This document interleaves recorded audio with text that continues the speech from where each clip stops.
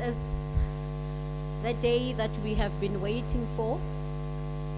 This is one of those special days in which we are celebrating a woman that took time and effort in putting together some knowledge that we may read, learn, and understand. Without going deeper into the details, let me acknowledge the Vice Chancellor and Principal of the University of Limpopo, Professor N.M. Mokhalong.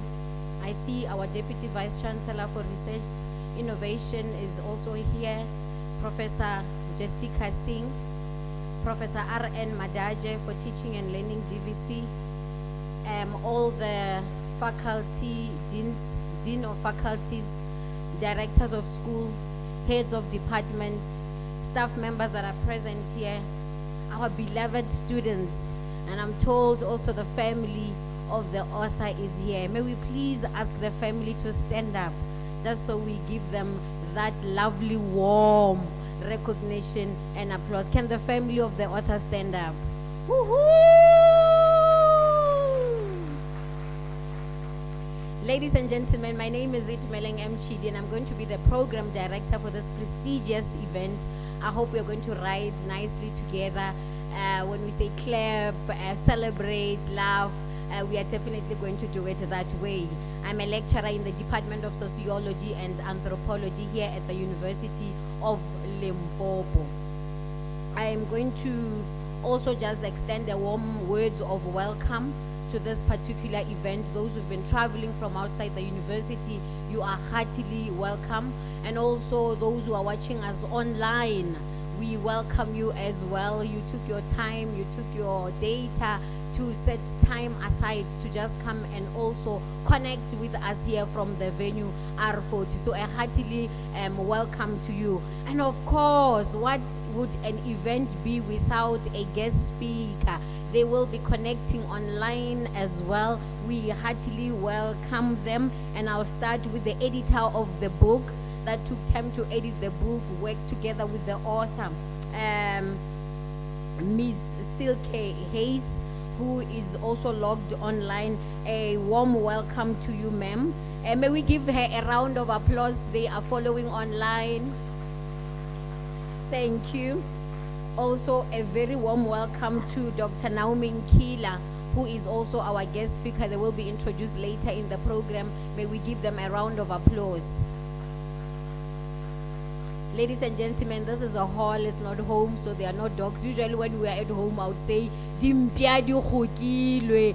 So we are going to engage, we are going to talk, we are going to learn from one another, and most importantly, celebrate our author herself. May we heartily welcome our author, Dr. Ruth Emsley, with some love. Show her some love. Thank you very much. Mr. DJ, give us a nice song. And I want to believe I welcomed everybody, even our technical team, our media persons. Thank you very much for making this day a possibility. You are welcome, the hosts as well, the co-hosts, the university library staff. We see your hard work. You're also heartily welcome to this particular event. I want to believe I've welcomed everybody else, and yeah, we are going to get straight to item number 2 after this nice song that our musicians are going to be giving us, and we are going to have a poem reader who is a student here at our very own university. We are very talented. We are raising our own. Who Dr. Ruth Emsley are raising giants. We are going to see that particular talent when Tebogo Sequela comes and reads a poem for us. Mr. DJ, a nice one as we welcome Mr. Tebogo Sequela.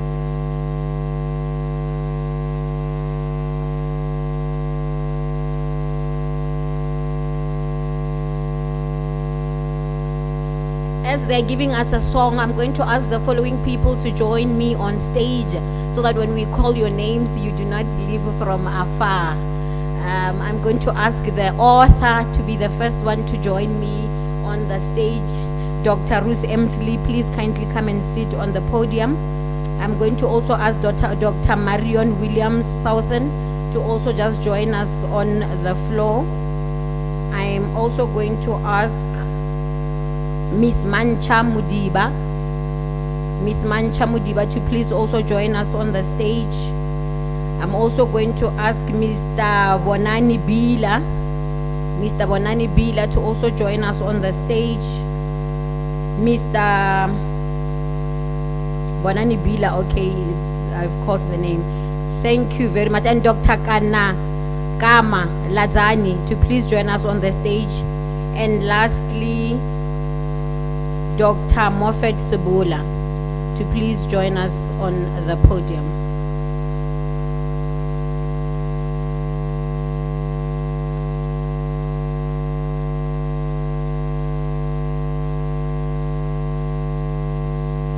Just a heads up, there is no music. So let's give a round of applause for Mr. Tebogo Sekwela as he ascends the stage.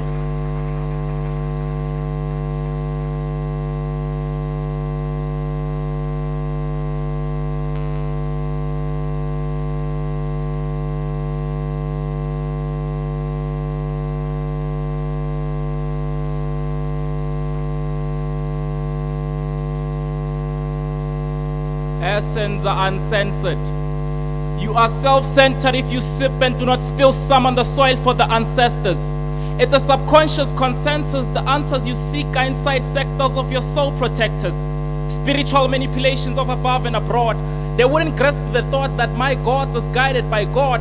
Something totally of renaissance to remind you that you will never find a replacement for the essence of these remnants. So reshuffle, restart the rumble. Reinvent pyramids of Aristotle.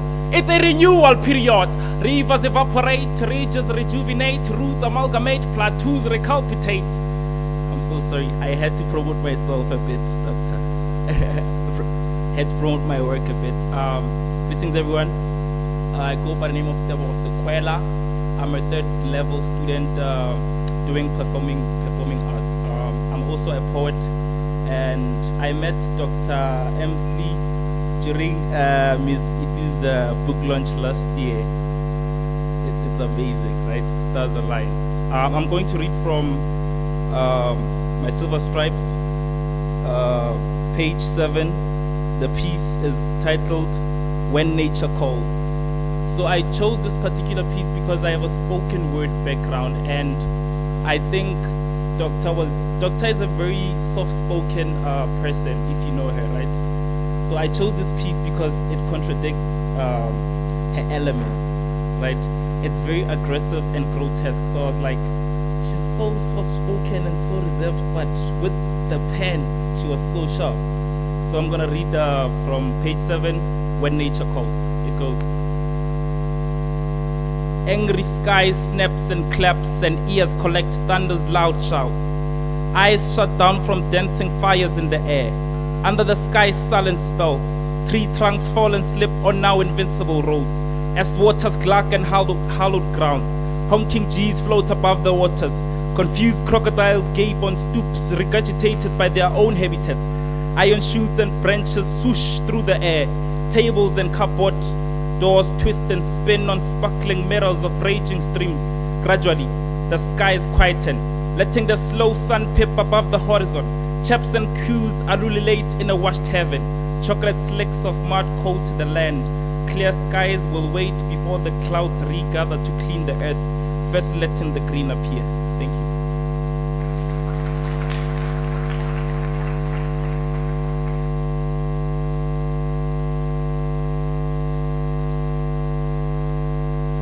Thank you very much, Tebogo, for such a lovely poem. And of course, that was very important that you also read your own poem. It shows that Dr. Ruth Emsley chose well. May we give that a round of applause again. Thank you very much. We are now going to head to the purpose of the launch. Some of you perhaps were passing by, just saw people entering our fort. You're sure, or you are here for what we are here for. So on this item, we are all definitely going to know why is it that we are launching? What exactly are we launching? Some of you, you've been texted by a friend to say, there's a book launch, but what book is that?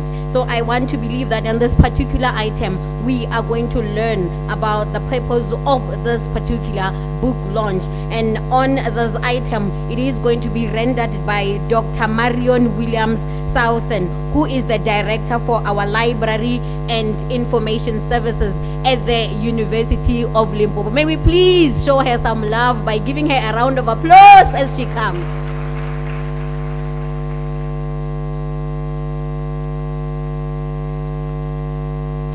Hello everybody. So ladies and gentlemen, it is a pleasure to present the book launch for the book titled My Silver Stripes and Other Poems by Dr. Maletšema Ruth Emsley. One of the reviewers mentioned the book represents poetry for life, and indeed, it took me back to my school days where we had to recite our poems. And we not only had to recite it, we had to live it out. We had to bring forth a performance for our teachers, and sometimes the inspectors were there as well, and you had to put your best foot forward in order to impress the inspectors. And that is what it did, and it took me back, and indeed, it is poetry for life. So thank you to that, Dr. Ruth Emsley.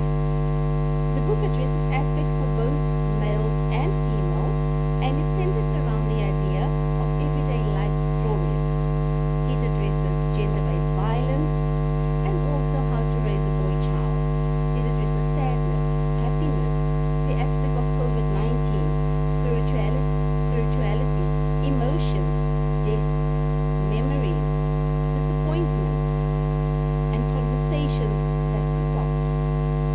There's closure that you have to deal with as a person in your own personal life. There's survival, and most of all, there's hope that we experience as we navigate life and what it has to offer. We addressed the readership of this book while we were busy planning for the book launch, and indeed the readership is quite large. It addresses the readership is can be language students, psychology students, teaching and learning staff, which encompasses a lot of issues which are suitable for the whole university. The poems voice its own story in relation to Dr. Emsley's vision to relay her story back to us, the readers. It was a pleasure for me to have met Dr. Emsley and to hear her stories, and also the compilation of some of these poems and the lengthy time that it took in order to compile this book. To set the stage in motion and give life to a collection of poems, this book launch is a collaboration between the Library and Information Services and the author. Together with that, the library also received support from Van Skyke Bookshop, the Marketing and Communications Department, the DVC Prof Singh, the DVC Prof Madaji, the VC Prof Mokhalong. Furthermore, the book launch team provided support and ensured that the event is marketed on social media sites as well as on listservs, and that was to make the reader curious about what the book entails. At this book launch, you will get insight into the views of the reviewer, the poetry, the introduction of the author.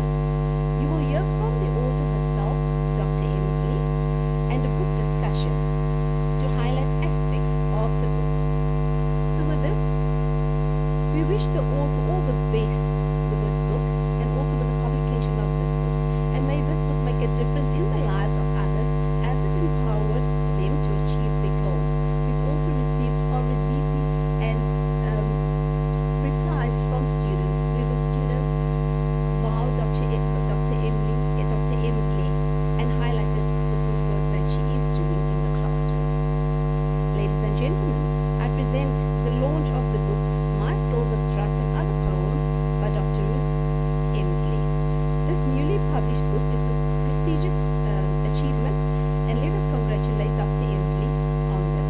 Thank you very much, Dr. Emsley, for this compilation.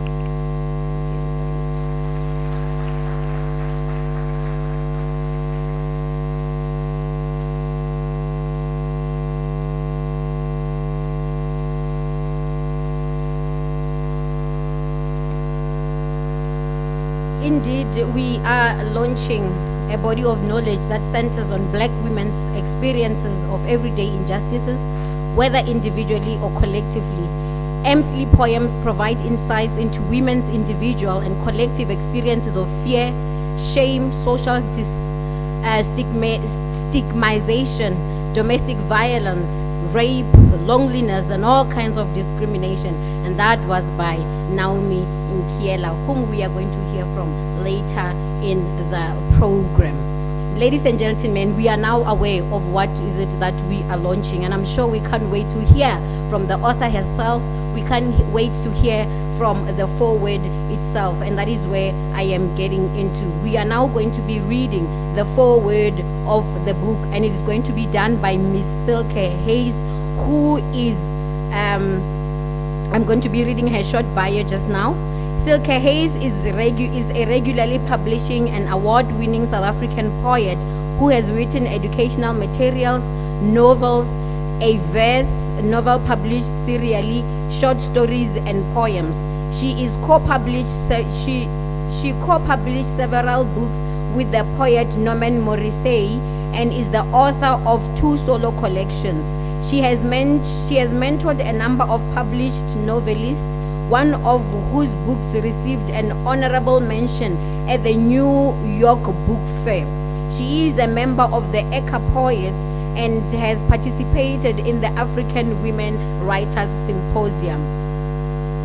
If you want to read more about the editor of the book and Silke Hayes, you can go to www.silkehayes.co.za, www.silkeheis.co.za. Ladies and gentlemen, we have her online. May we please show her some love by giving her a round of applause.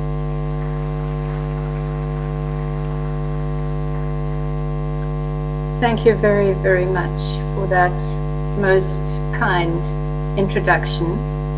It has been the most incredible journey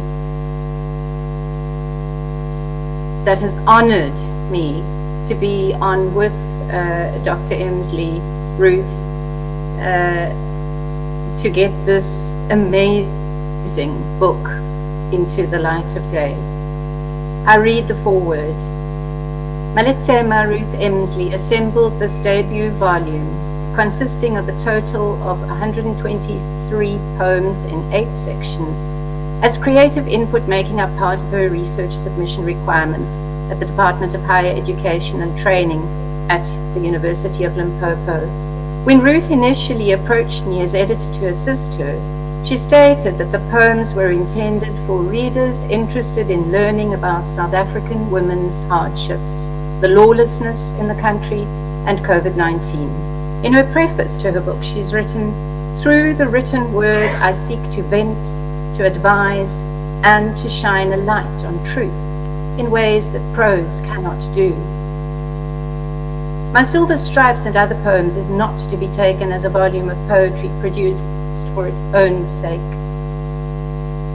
Poetry in this book is used frankly as a vehicle to convey just about everything that flows from life through us. We are given glimpses into poet's strong political and feminist views.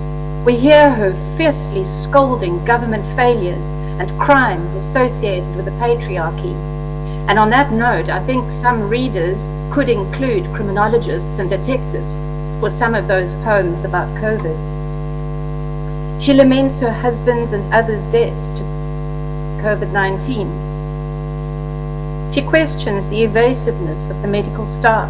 She pays tribute, beautiful tribute, to valued elders, records aspects of rural life, showing actually a deep eco-psychological consciousness, and includes events that show ways in which spiritual belief structures are embedded in rural rituals. And she describes simple human behavior that ranges from watching TV, to taking drugs, to waiting for the bus, to conducting a choir, one of my favorite poems, so much humor, to eating in a restaurant, to domestic chores. The most moving poem illustrating the last mentioned of these themes must surely be the tribute and lament for her late husband, Fingerprints on the Window Pane. That poem is on page 107, and it's in the COVID-19 section, but it also simultaneously is about his last domestic chore. Emsley knows how to craft poetry according to traditional standards, showing originality and a fine sense of rhythm, and the poem that Tebogo performed, read to you, actually is a case in point.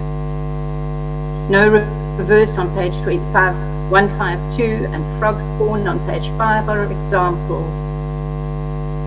The title poem, My Silver Stripes, on page 12, is a signature poem. Not only is it honest and real, but also offers an utterly original way of seeing, simultaneously memorable and humorous. The image weds lightness of spirit with serious self-reflection.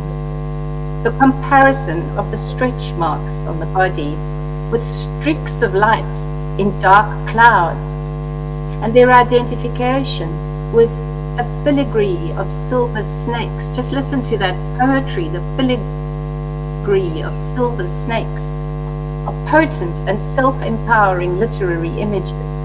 In a superbly cheeky turnaround of conventional standards of beauty, the poem concludes that these streaks kind of smarten my body, as they are just fine signs of me growing.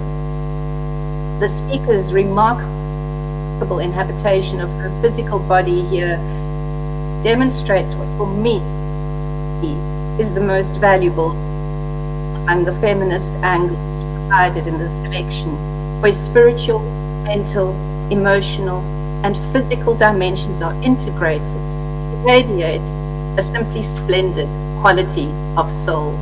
Similar humor and frankness can be found in My Knees on page 132, which begins with the unforgettable line, "My knees are ostrich's eyes." And again, there is just incredible humor about the knees causing men to have to take the Uber to escape from them.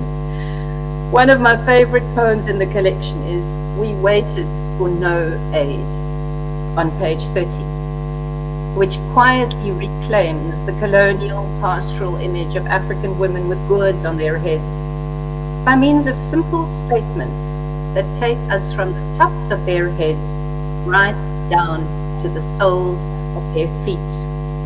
We boastfully balanced our black pots on our heads, it begins, continuing with these excellently authentic lines. They stood straight, free, secure on our trained, independent necks, on the camped crown wound from ragged, large black label nappies, which have now turned yellow. Hold. The beautiful contrast between the reality of the black label nappies and the stateliness and self-composedness, the composure of the women. The poem ends resonantly and assertively, in a line on a faithful path that greets us at dawn and bids us farewell at dusk.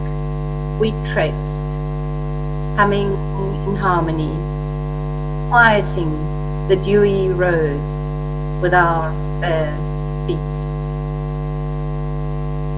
The contact of the bare feet with the ground and their quieting influence on the dewy roads is, in my opinion, one of the most powerful feminist and feminine moments in the book.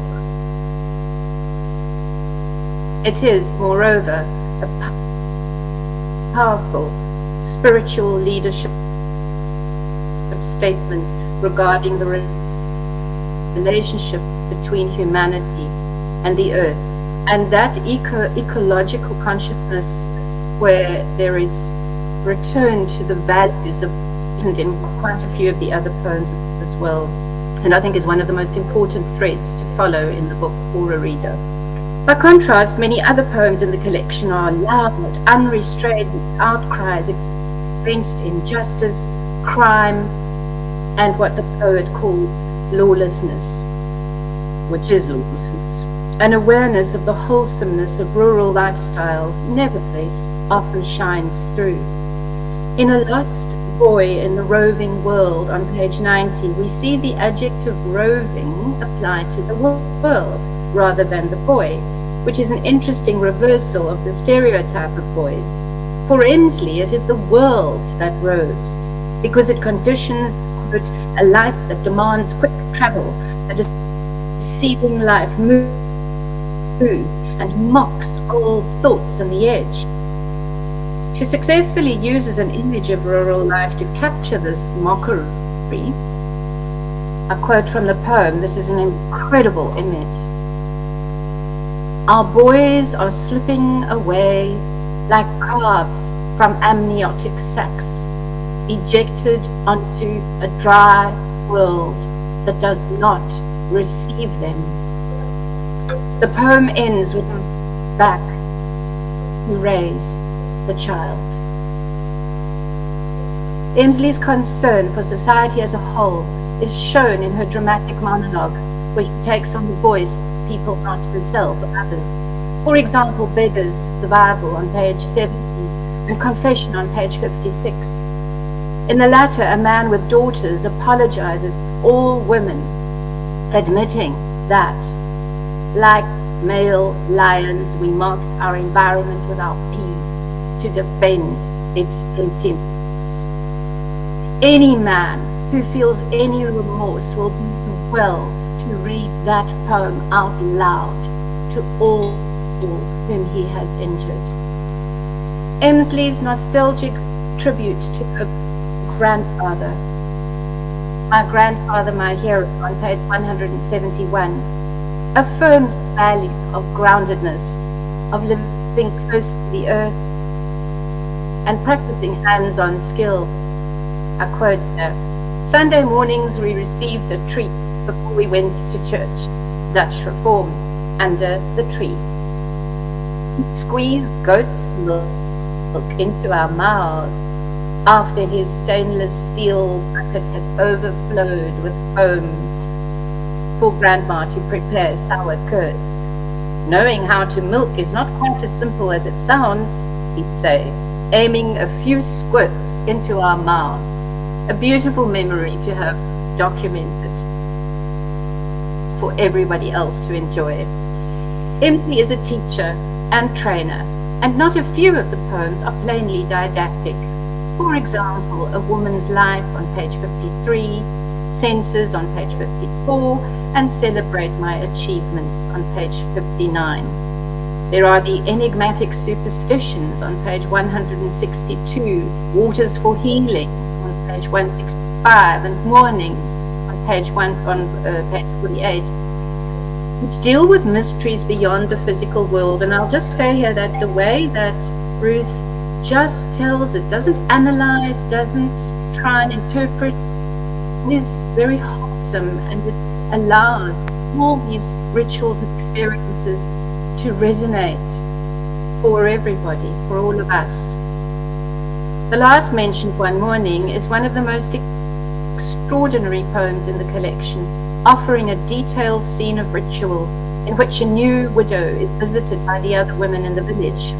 It transcends categories in its unflinching depiction of pastoral nature, of spiritual experience. And that really is one of the most remarkable qualities, I think, in your poems, Ruth, is your ability to combine the embodied with the spirit. Your poems do that very well, beautifully. The reader should note that while she was offered comment, recommendations, and textual guidance, the final responsibility for each poem rests with its author. And I just want to say here, that's part of my editing style, is always the author has the last word. And I always impress upon, all the people that I've mentored or edit, whose work I edit, is so long as you can defend your lines, so long as you can defend the words you have chosen, the poem will work.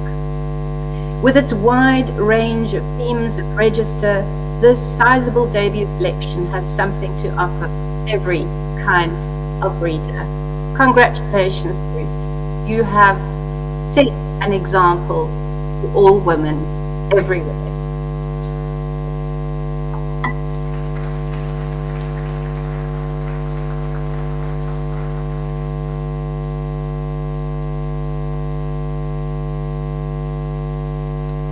Thank you very much, Silke Hayes, for the beautiful foreword.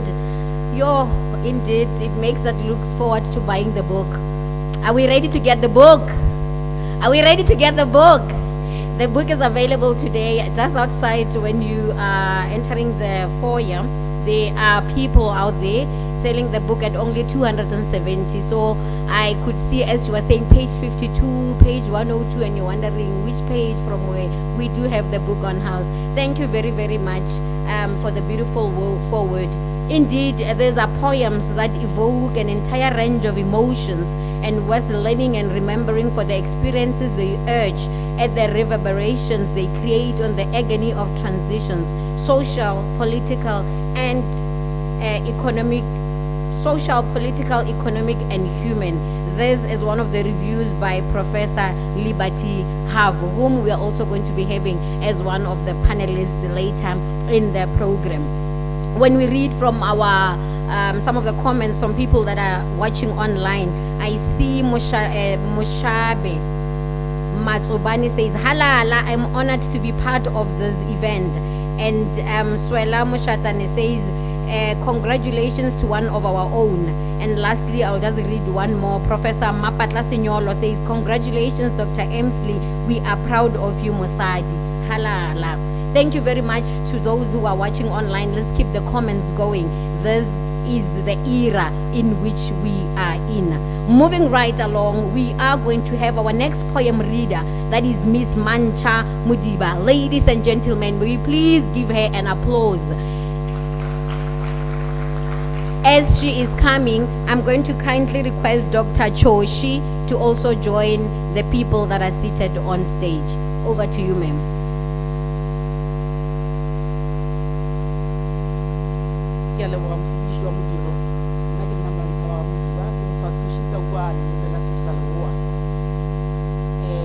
Dr. MD has got a bunch of poems. I was trapped in a lot of poems. I didn't know which one to read. But lastly, I was trapped in the one called Morning on page 48. I can understand that you know what is morning. The morning will start now. The morning, the moment of sorrow. In this world that we are living today, there are many, many types of sorrows. We know them, we experience them, and we need to pray for our country for that. I can tell you about the far line in Indiana, I'm telling you the Israel in Namara. I don't want to say. Nagin Naman Tala Mukovisan and Nama Pakalilim, Timukutama was so Roma Jimana, so authority where the moon will not the Chawaba. Let me proceed with what I'm here for. The poem reads as Morning. He walked into the cocoon with signs of respect, humbled, empathetic, and sorrowed. Ambling in, we found our widowed friend, Paul, like a venom-free viper that sees no promising prey.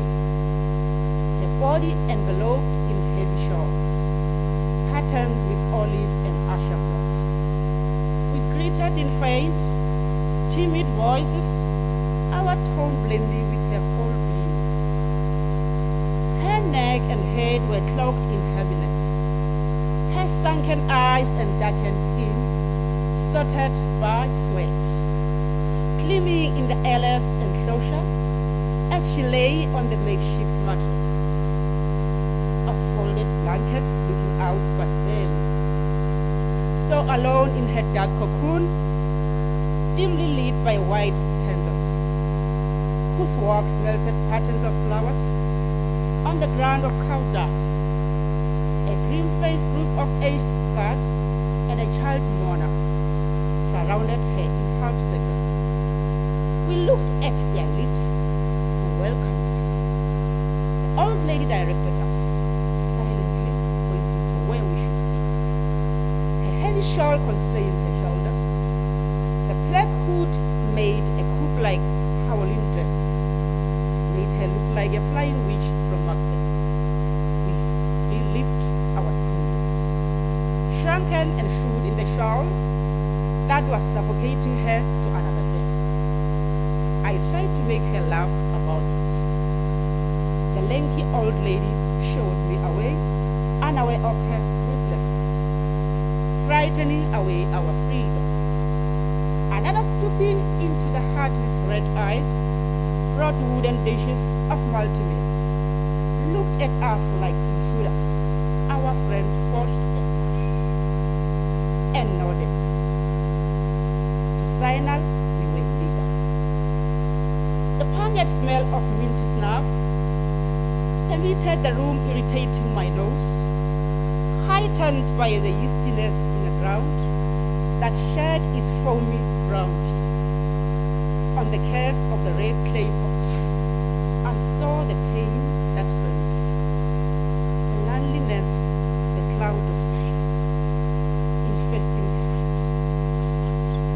Her eyes never met us until we were entered the house.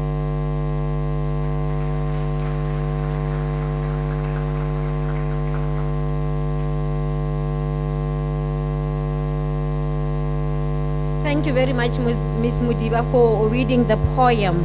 Indeed, if you get the book, you'll see the collection of poems that are here. All of them, they're interesting. I would not even know which is my favorite. But I think I would also just highlight one. I won't read it. Nah, Pel, I'm also an author. I sell books. I won't read it. They might end up not getting the book because we are reading all the poems. But what interested me was the one, yeah, she is not barren. I won't read it. But it is a story from the Bible, Hannah, who could not have children, and she was praying earnestly, and they thought she was drunk. I will leave it there. Go get the book and read the poem. Moving right along, we are going to get to our guest speaker for the day, and it is very important that we know who our guest speaker is for this prestigious event. And without any further waste of time, I am going to ask Mr. Bonani Bila, who is going to be introducing to us the guest speaker for the day. May we please give him a round of applause as he comes. Tobela, Abshin, Macheloni, Sanbonani, Piemore, Jambo.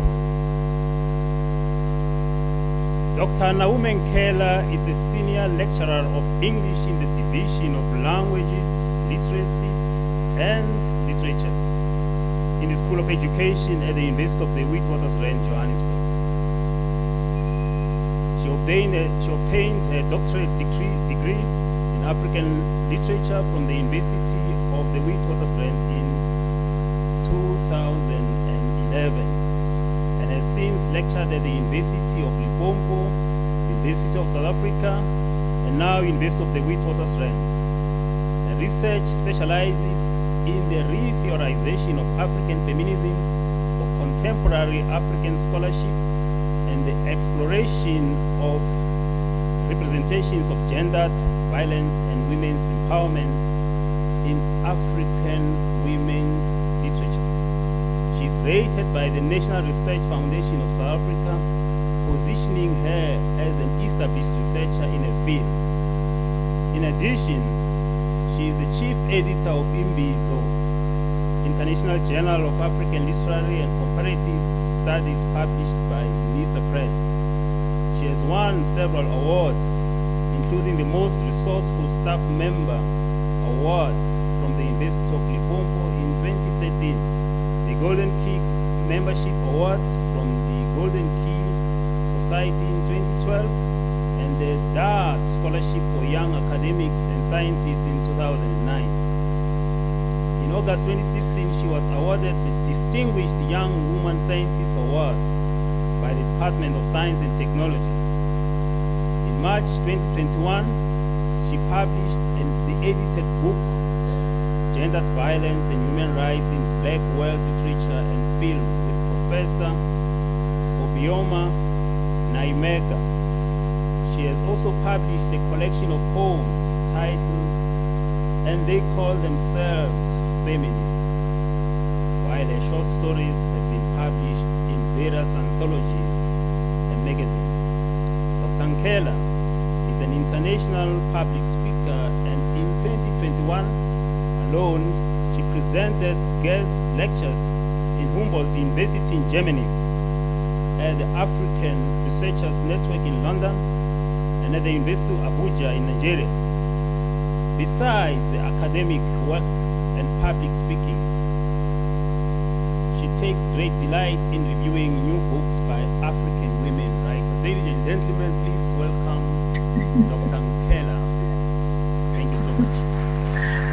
Thank you so much, my dear friend Bonani. Thank you very much.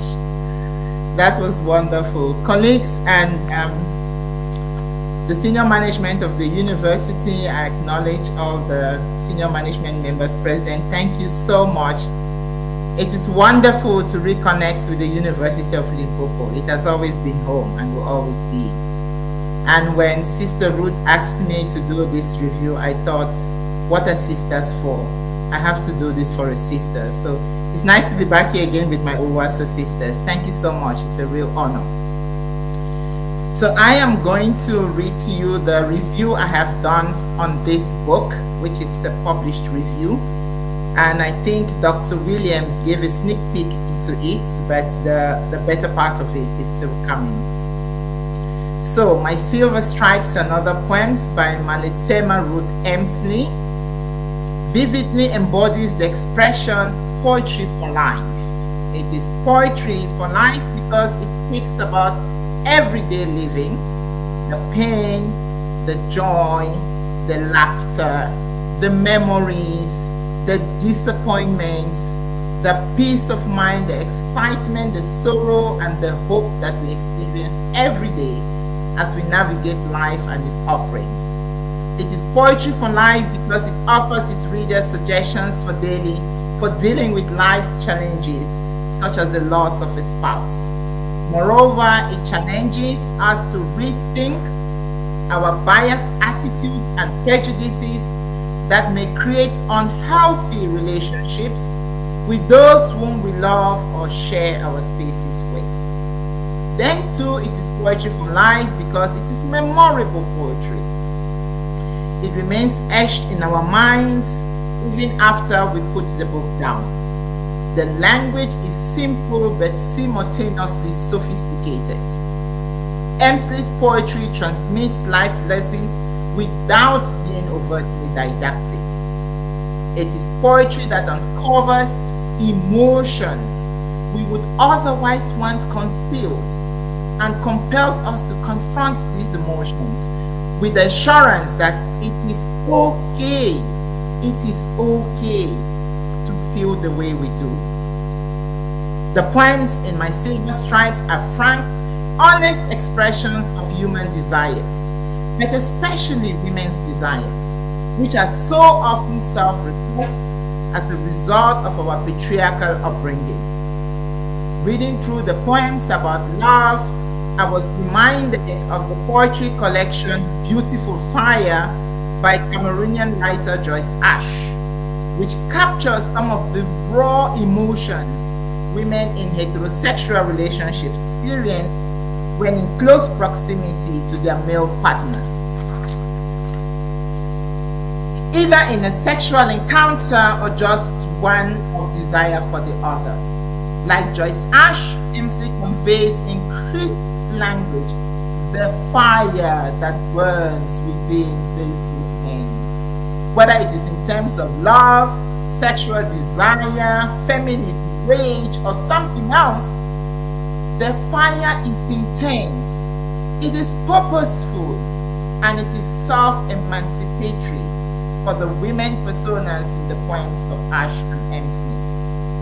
This debut poetry collection contains, as we heard from Silke, 123 poems divided into 8 parts. The poems under each part vary in number, as some parts have many more poems than others.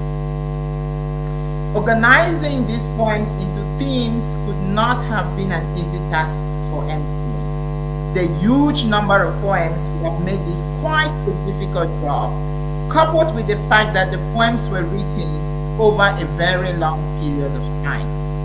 As Emsley states in her preface, some of these poems are as old as my secondary school years, others as recent as COVID-19. It is no small task to compile a poetry anthology with poems written over several decades and still be able to find common threads among them.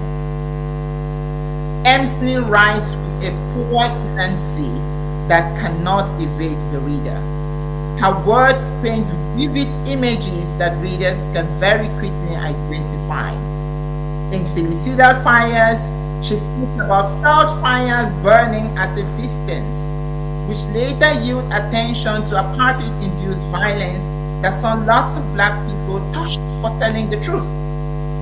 And now, there are new fires. New fires resulting in children charred to death by jilted fathers. These are jolting images that achieve the desired effect in the reader, to jolt them to the precarious reality of metamorphosing violence in South Africa. That Emsley chooses poetry as a platform to express her feminist ideas about gendered violence is significant. Canadian black feminist poet Lillian Allen states in her poetry book, Make the World New, that writing poetry is the work of the soul. Because poetry is that dialogue between the world inside of us and the world outside. Allen's words are an apt description of the critical work that poetry does, especially for feminist poets. Emsley's poetry does exactly this. It gives her the platform to have a conversation with herself and with the world around her.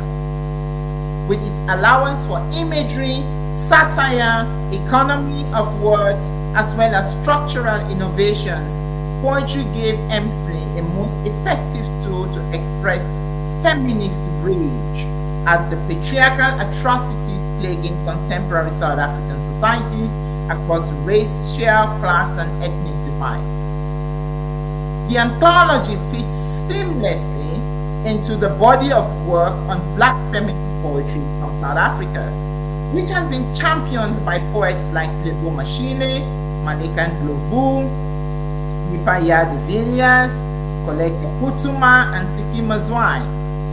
This body of knowledge centers on black women's experiences of everyday injustices, whether individually or collectively. Emsley's poems provide insights into women's individual and collective experiences of fear, shame, social stigmatization, domestic violence, rape, loneliness, and all kinds of other discriminations. Her poems extend knowledge on subjects such as widowhood, as addressed in South African and African women's literature. To illustrate widowhood as typically been represented, to show the ways in which women who become widows suffer molestation and exploitation at the hands of male and female family members of the deceased husband's families. In South African literature, the Zulu novel Umshado portrays this oppression of widows and the various punitive measures taken against them if they transgress what is seen as appropriate widowhood behavior. Now, Emsley's poetry vividly presents widowhood experiences as she herself became a widow with the passing of her husband during the COVID-19 pandemic that hit the world in early 2020. However, her poems on widowhood do not foreground what I call the victim image. What she presents instead are the feelings of nostalgia and ethereal connection that the widow experiences, and a very strong sense of injustice that the widow feels for not knowing how her husband died, owing to the dysfunctionality of hospitals where accountability is often absent. In a series of poems, Emsley expresses her disgust and strong disapproval of the medical system, condemning in no uncertain terms its lack of humaneness. In the last room, the speaker narrates how her husband went in for a simple doctor's visit that ends up in hospital and then in ICU a few days later, and she is simply called to come and collect his belongings. Before she knows it, he is declared dead. The last stanza of the poem captures the speaker's demand for justice. We want to know the details, to understand how they died, so that we mourn like people who have hope. In these lines, Emsley speaks for women who lost family members during COVID-19 and got no explanation of what led to the deaths of these beloved ones. In the poem, upon your arrival, Emsley conveys the widow's pain of loss of a husband whose death she never understood, but simultaneously shows how the widow pays tribute to the now gone husband as a man who truly loved his wife. In epitaphs on their graves, she speaks of how, owing to the restrictions during COVID-19 time, families could not even do epitaphs for the loved ones buried in mass graves labeled COVID-19 cases. She, however, subverts the handicap by proposing an epitaph written on our hearts, which the world will not see. In all these poems, evidence that Emsley has written about widowhood in a very specific context, that of COVID-19, and also projects the toll of loss on the women who lost husbands during this time, but without dressing them up in garments of pity, victimhood, or powerlessness. This is what makes her poetry fascinating to read.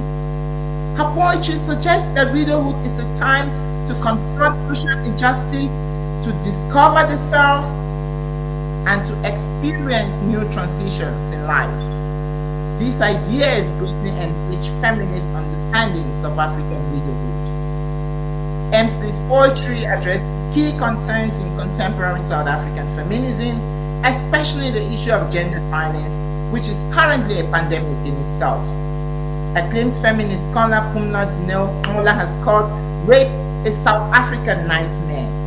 And in her latest book, Female Fear Factory, she also writes about the various mechanisms that patriarchy uses to create a language and a life of fear for women. Emsley's poems echo many of the sentiments in Kola's books. Her poems demonstrate her critical connectedness to knowledge on gendered violence, as much as she offers her own perspectives on the violations wrought on women's bodies by patriarchy's ever-active machinery of abuse. The poem, The Cry of a Woman Who Was Gang Raped, by its very title, tells a horror story about the rape of women in South Africa. The speaker laments not just the gang rape, but also the pregnancy that may result from it, as she ponders which father owns the third. A whole army of them got into war.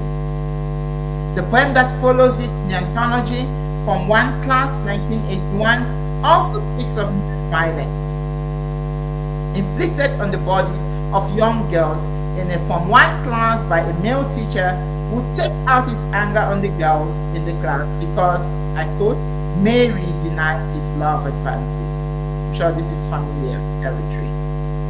Following this poem, I Knew Later He Was Dead, which also projects male violence. I Knew Later He Was Mad, which also projects male violence, this time in the context of taxi traveling, where the speaker is giving the beating of her life by a taxi driver after she alights from the taxi and requests for her change.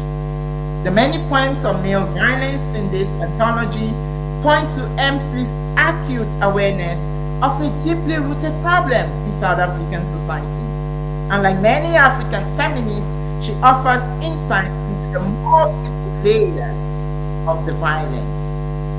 But most significantly, she highlights the reason for its perpetuation, or at least one of the reasons for its perpetuation.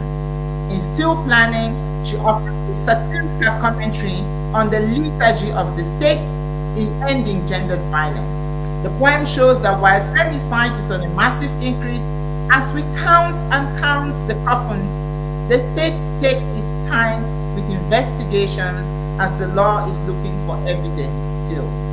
The government is still plan to reduce GBV. These last two lines of the poem are the poignant indictment of state sluggishness in addressing gender violence, the gender crisis that I have ever read in the poem. That the state is still planning to reduce GBV suggests a hopeless situation, one that places the burdens of finding solutions to gender violence unfairly on ordinary citizens, and worse still on the very victims who need help. Ola in Female Fear Factory clearly denounces African university authorities for their failure to conduct proper investigations of university female students' sexual abuse and exploitation at the hands of promiscuous lecturers, and for leaving the burden on the girls to prove that they had been sexually harassed, raped, or exploited. Like Ola, Emsley lashes out unapologetically against state and its various organs, the law, the medical system, the education system, that continue to fail women in South Africa, taking on the responsibility of calling violators to book and rooting them out of sane society. Some of the poems illuminate the lives of rural women in the past, what kept them busy, what they took pride in, how they related to others, and how they made sense of their rural environment. The poem Routine of a Rural Woman is partly a praise poem for the rural housewife who spent her entire day sweeping her yard, moving around all the muddy huts, creating patterns of curved lines and crosses, and partly an indictment of the rural husband who, in contrast to his hard-working wife, continues to move around the village searching only for the free homemade sorghum beer. The stark contrast between enactments of femininity and masculinity in this rural context illustrates the gender injustice outlived pre-colonial and colonial societies into the present day. This is one beautiful poem that shows how men still dominate women in the family despite doing very little to maintain the home. As an African feminist, I am drawn to Emsley's poetry because she writes about African women and the challenges they face within their cultures, families, and communities. All of these being superstructures that are sustained by patriarchal ideals. Emsley writes about African women's oppressions with a candidness that bespeaks the need for social redress in how African they are treated by their extended families and society at large. In the poem Life of a Widow, she writes about the pressures of widowhood, the loneliness, the aloneness, the feelings of loss, and most importantly, the victimization of widows. As society assumes that a widow is the killer of her late husband, she questions the stigmatization of widows as husband terminators. And then she offers the same advice: learn to do things your own way, make good mistakes, trust your instinct. In this way, she not only points out the problem, but also offers a practical solution. This is what I call practical African feminism, because the knowledge offered has a utilitarian value for everyday survival in patriarchal societies. This book is an excellent work that combines beauty in creativity with intellectualism to give its readers food for the mind. I read the entire book with relish. Language is crisp, its humor is piercing, its knowledge is abundant, and its vision is inspiring. Silky Hayes states in her foreword that Emsley knows how to craft poetry according to traditional standards, showing originality and a fine sense of rhythm. Silky told us that right now. I echo these words. I echo Silky's words, and I add that Emsley writes like she's got oil wells pumping in her living room, to borrow the words of Maya Angelou in her famous poem still I write. I see myself using my silver stripes and other poems in my gender course, and I can see my students loving the poems because of the way in which they capture our fears and expectations as women living in times of unprecedented male violence and violations, but also because of the way the poems give us courage to speak up, to speak out, and speak with each other about our feminist concerns. This is the poetry book for every African feminist. Thank you very much.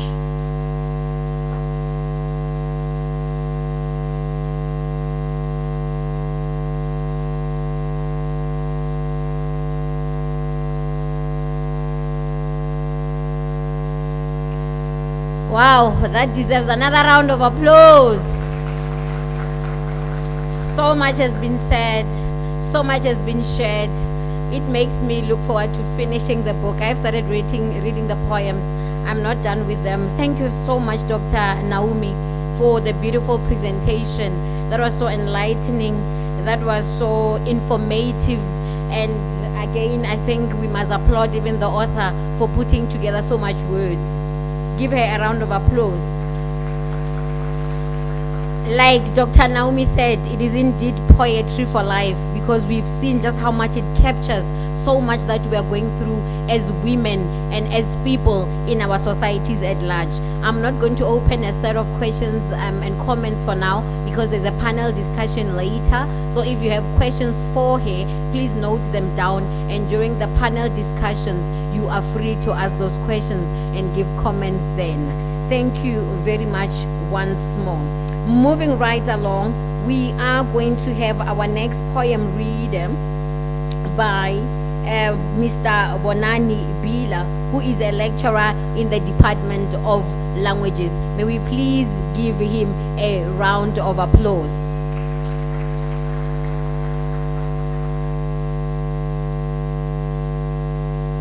Thank you so much again. The poem that I'm going to read is called Beggar's Survivor. Just to say a few words about beggars. I think we live in a country of beggars. Someone once mentioned to me that begging is a profession in this country. And I think most of us are beggars in our own different situations, especially in the black community, because when you are the only person who's regarded as a breadwinner, you are followed by so many other people who are basically crawling to receive the crumbs from you. So begging is a serious problem, but it tells us so much about who we are as a people and where our economy is. I mean, the social stratification of society is indicated largely by those that are on the periphery of development, and those on the periphery of development are usually your denizens, your prostitutes, your beggars, those who live in shacks in the very low standard housing and so on. So this poem is basically about challenging our social consciousness, but also challenging the unevenness that we witness in society. Beggar survivor, stuck again as reeds in the mud. Under the bridge, we launch into our daily chore. First securing our squalid linen in a heap, then searching for littered cigarette butts in the streets intersections. Till we get lucky, we show our soiled boards, no money, no job, no food, no shelter. Please help, help. God bless. And abruptly we know eyes will avert, brows will furrow. Some naughty drivers will suggest sexual favors offensive to us. A friend shows a baby as emotional bait and receives negative stares. Better than termination, though, I reckon. Some generous Joe beggars do throw out some change. In a sunny patch, we share the day's catch, swiftly get the fix like gazelles. Then some sleep as they stand. Some sleep as they stand. Some sleep as they stand. Some sleep as they stand. Some sleep as they stand, streams of saliva now rolling. In euphoria, we die alive. In euphoria, this freedom, we die alive. Thank you very much.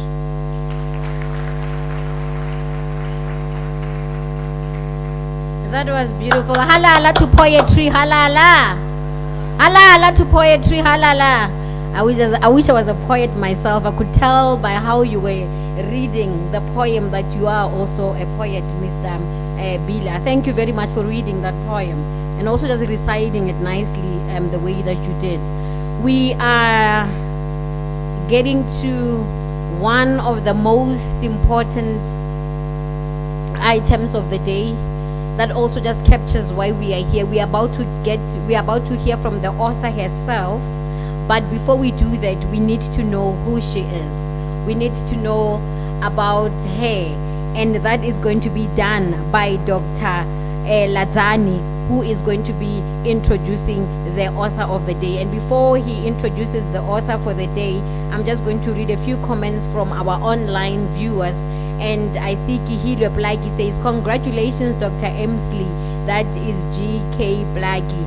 And Andile Heritage Funny says, great milestone. God is good. Dr. Emsley, how do we get hold of the read? I'll give announcements later. And Musima Makura says, congratulations, Dr. Emsley. We are extremely proud of you. May God bless you. May God bless you. Congratulations. It is long overdue. She has told me that she has been writing this book from her secondary years. You can imagine it is indeed long overdue, and God is good because we are indeed launching and celebrating the book today. Please give a round of applause for Dr. Lazani as he's coming to introduce our guest speaker. Oh, she is coming to introduce the guest speaker.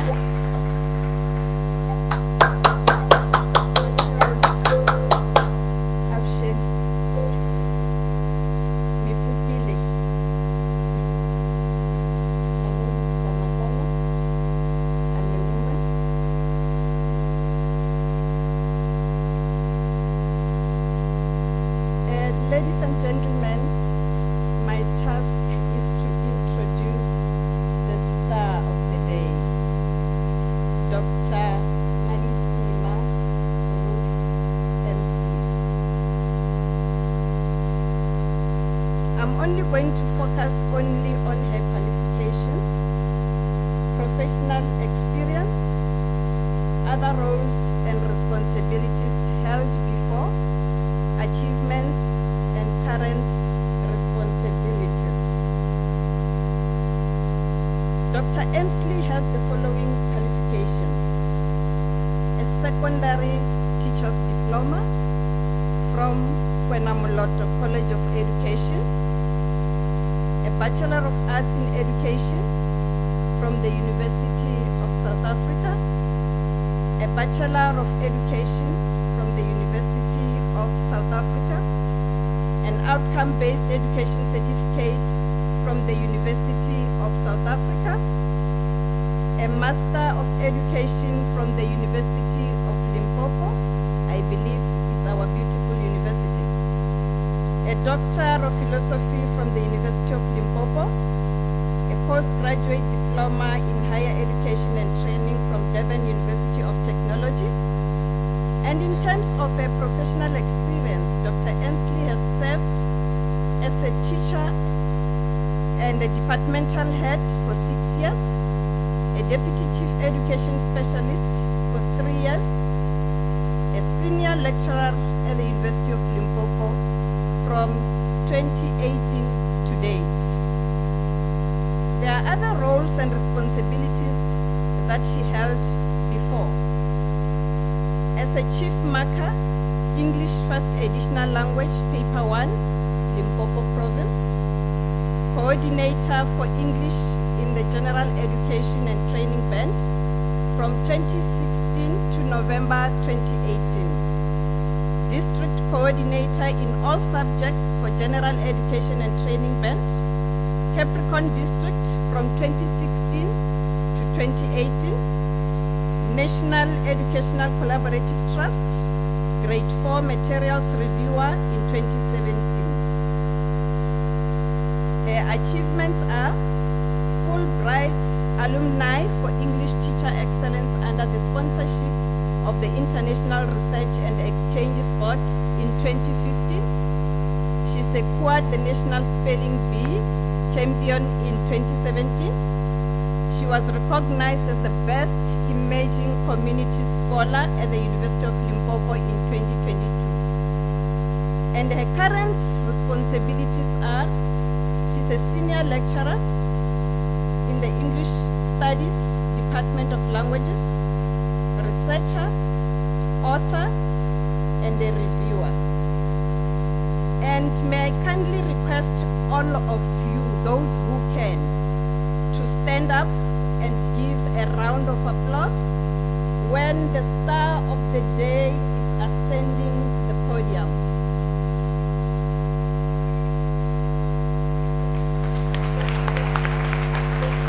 May I please request Nakedi to also usher her Kasereto.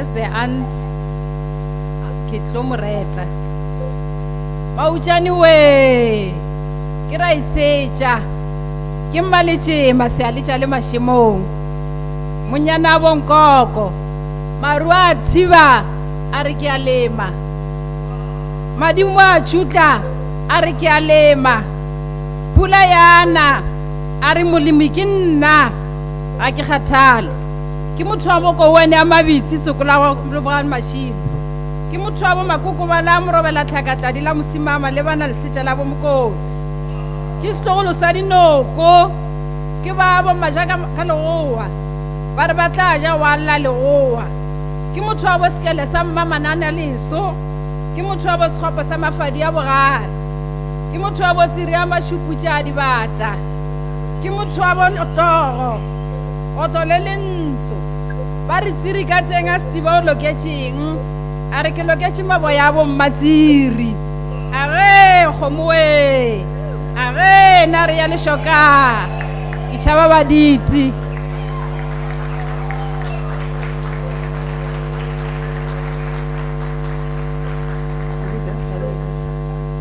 Yo. Hi. I could to me guy. I don't know where to start, but ladies and gentlemen, Yalewa mani nakedi. Nakina Maletšema.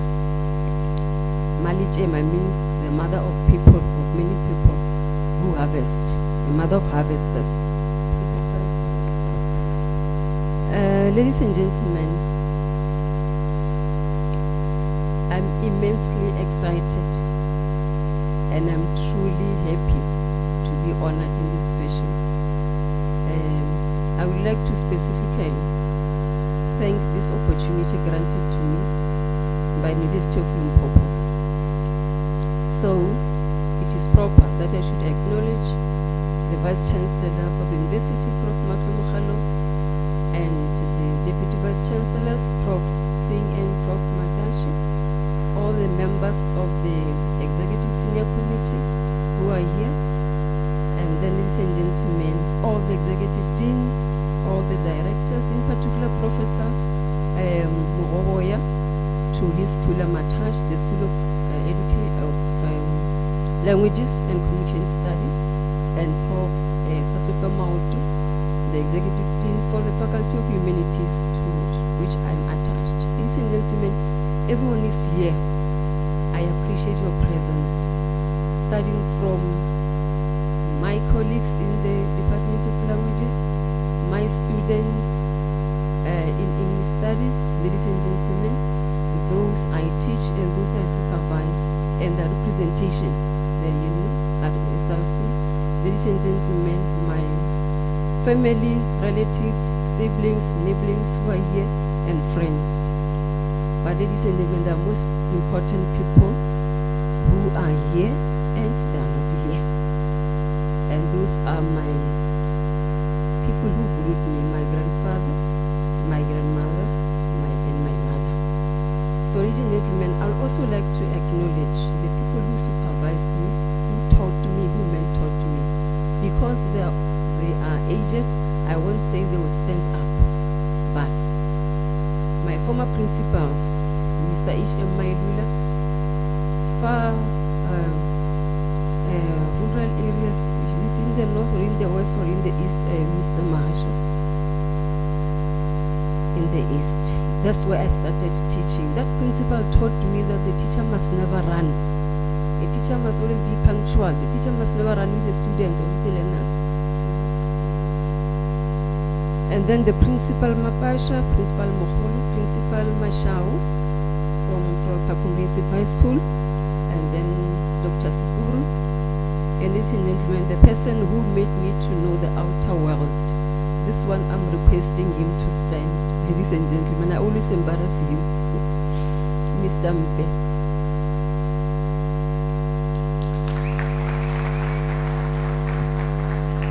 Yes, thank you, Sembe, for coming. This person is a person who was my curriculum advisor, so we know them. He's actually a subject specialist in English. So we just commonly call them curriculum advisors. He gave real support in secondary education. And then when he saw me do all these things, he said to me, but the things that you are doing, you qualify for this program. And then I entered and then I qualified. Thank you, Selve. Even when we did the spelling bee programs, we secured the champion in 2017, and the learner could spell the word chrysanthemums. How many of you can spell that? Chrysanthemums is the name of a flower. So that is the word that made that learner a champion. I think she's now in grade 11 or 12. And she's already got bursaries that she won that particular day. Ladies and gentlemen, they are my supervisors here. Prof. C. Prof. C supervised me. So I'm saying these people because these are the people who made this book. And the teachers from the primary school until university level. And there are people who also mentored me indirectly and they didn't know. Professor Mohoya always encouraged me to write. He said to me, why not Dr. Ukaru, your life community engagement and poetry? Do that and publish in poetry. And that's what I did. Thank you, Prof. Mohoya, where you are. And then, ladies and gentlemen, there were the people who edited the book and the people who reviewed the book, the publisher as well.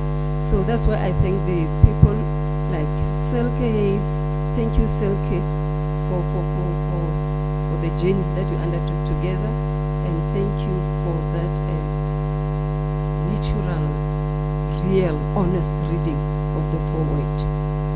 Ladies and gentlemen, I don't think I've excluded anyone. All guests who are here, ladies and gentlemen, I truly, truly appreciate that, Miss Idu, for giving me this chance to speak, and my colleagues and everyone else.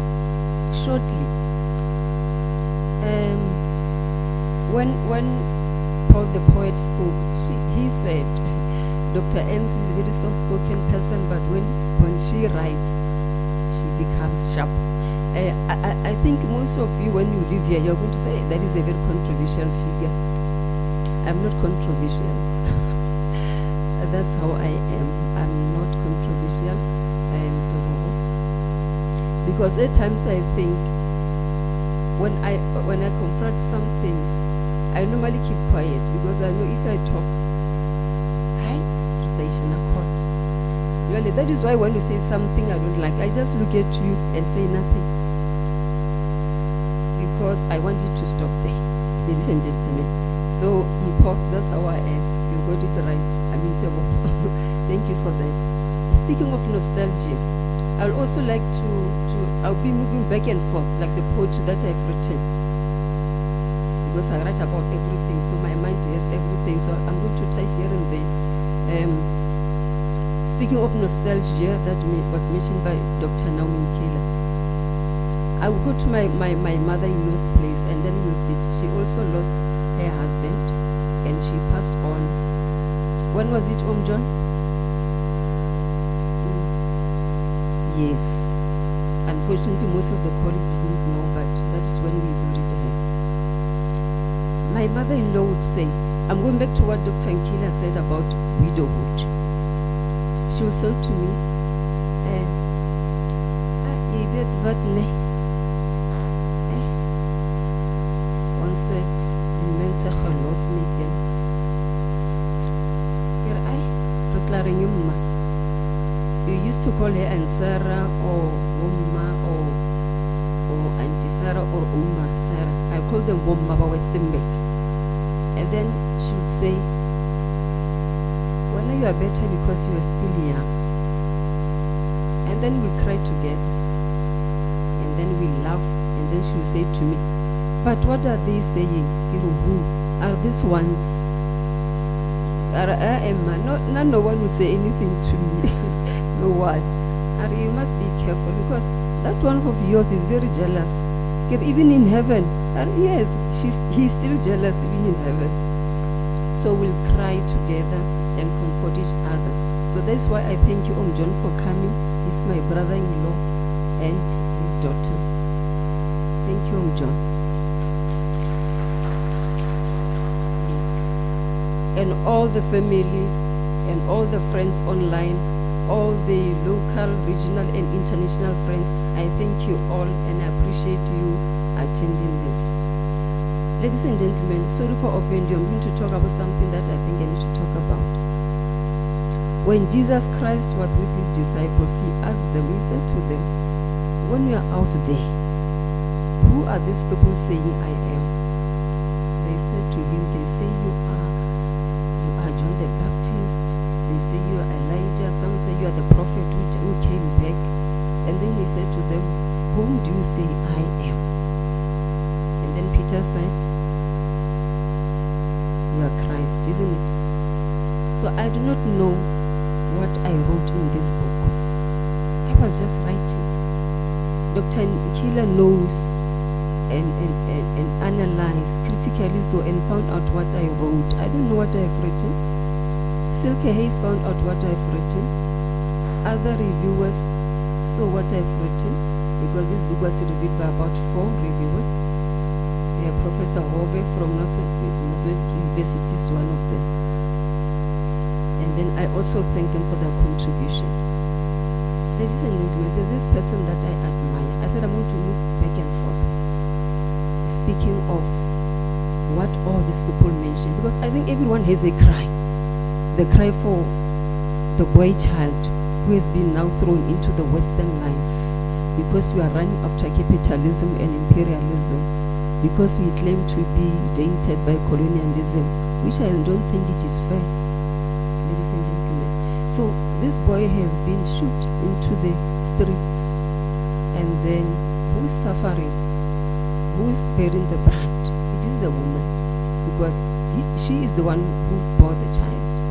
So ladies and gentlemen, the point is, if you talk about women issues and what affect them, we are not necessarily talking about the female or the woman. We are talking about every factor, every environment that the woman is. Because as human beings who are confronted with the environment and the technologies on us, ladies and gentlemen, and the greed. I remember about the poem Ozymandias by Percy Shelley. He says, he talks about a very autocratic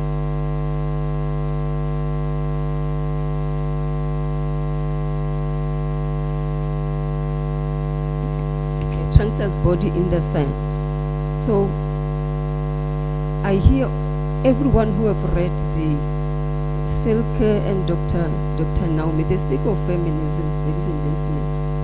We need to be careful when we talk about that, because immediately you mention the word feminist, people think you are desperate for relationship, you are desperate to should I say, to overthrow men's will traditionally. You want to should I say, to spoil the traditions, the African traditions. You want to take over. Ladies and gentlemen, that is not the case. The case is, if you touch the woman's womb, you are touching the boy child or the girl child. That is a fact.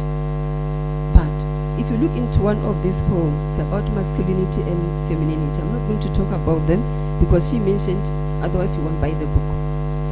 It is about the two oceans. They never meet, these two oceans. One is always having a cold current, the other one is always having a hot one. They know their positions.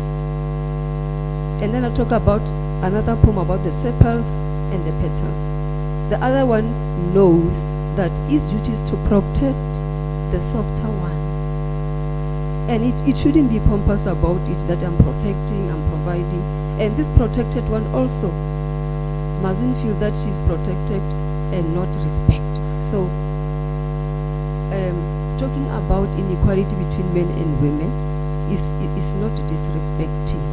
It is showing the world that there is a cry in South Africa today, in particular. There's a cry over the boy child, because so many ills in South Africa emanate from how we treat boy children. Ladies and gentlemen, a cry over dysfunctionality in the health system, in the education system, in each and every system. Those who know Polokwane, the old station, when you come into town, there was this station on the right near John. Yes, there was always a protection there, asbestos wall. But if you look at it now, it is only single pillars. Then you go to the provincial hospital. You look on your right, if you're coming from CBD to Savannah, you look at that fence for the opposite the provincial hospital. About 2, 3, 4 pillars are out. But if you check the following year, the whole wall will be down. Look at the cemetery in town, in Polokwane. Both walls. I don't know, maybe cars run over them, but they're busy dilapidating. So that is not a woman issue. It is a system issue, ladies and gentlemen. But if we don't take care of these systems which are falling, ladies and gentlemen, we are killing a woman, because that's the person who at the end of the day cry. Like the poem that Mansa read. And then the widowhood. Ladies and gentlemen, the cry never ends. So I'm just saying, ladies and gentlemen, this book is like choice assorted biscuits. Do you know them? The choice assorted biscuits? Yes. When our fathers and grandfathers came from Joburg, they would have that packet of biscuits during Christmas and Good Friday, because that's the only time when they came home. But we still want to go back there. So in the packet of choice assorted biscuit, you get the Marie, you get that chocolate one, you get the It's Some More, you get the lemon cream, the Romany creams, everything. So for this one, I think I agree with them, Silke and Dr. Naomi, that this is the book for everyone. Ladies and gentlemen, when I first wrote a poem, I wrote a poem about drugs. I think that was in 1980 or 1981. I sent it in to a certain magazine, and it was, they did not accept it. 1980, 1981. In that year when we were beaten every day by a teacher because our friend did not accept his proposal, ladies and gentlemen. So that was in those years, but I wrote about drugs in that year. So as I'm moving towards the conclusion, ladies and gentlemen, the other poem that I wrote, and she advised me to publish, it was about that, I don't know whether I should say gentleman or a man, who shot his wife because he mistaken her for a robber. So I wrote a poem about that for Ulwasa. Ulwasa, I also recognize you, and thank you very much, sisters, for grooming us, ladies and gentlemen. And Masisavani Publishing, if it is here, there's other body that we work with. So when I wrote that poem, I realized that gender-based violence in South Africa is a scourge, just like COVID-19. So when I look at ENCA, I just want to ensure that it was the right day that I've seen that. Yes, I saw the highlights at the bottom. They wrote, I quote, SAPS Forensic Laboratory Services record improvement on number of DNA cases processed. It was on the 13th of Feb 2024. It's saying it's showing improvement. That means that there was something wrong, ladies and gentlemen. So this book has been mainly written to vent out, to instruct, to advise, to entertain, because poetry is not like prose, it is congested. It is elevated prose. You get everything there, just like with poetry, you come unique, specific with your words, your rhythm, with your rhymes. So, like it was mentioned by Silke in her foreword. Ladies and gentlemen, that's the purpose of this book. But what made this book bigger is about COVID-19, when I lost my husband. And then, in one of the poems, I said I'm going to move back and forth, like my mind, which is controversial. Yes. So, he would call and say, I was Jay. I'm in class. Come for lunch. Lunch. I guess baby take a so. Get out. Come up the stairs. I'm not coming there. Please come down. And then he will bring me lunch. And when I mean lunch, I mean the meal for 7 people. And he knows I don't eat too much. He means share with others. With our neighbors, he will bring bags of grapes. Bring bags of peaches, and then you share with the relatives. Coco, sorry for that is my grandmother. Sorry, how can I forget you? And then he will also go to my grandmother. No, it's not the grandmother I'm speaking about in the book. It's the younger sister to my real grandmother. Yes, Prof. So he will take everything to them. And when you ask him to bring you, you say, what do we eat tonight? I don't know, just bring Nando's. And he'll bring Nando's and chicken licken. Yes. And then my mother-in-law, when I visited her, she would say, hi, je weet niet, ik mis mijn kind.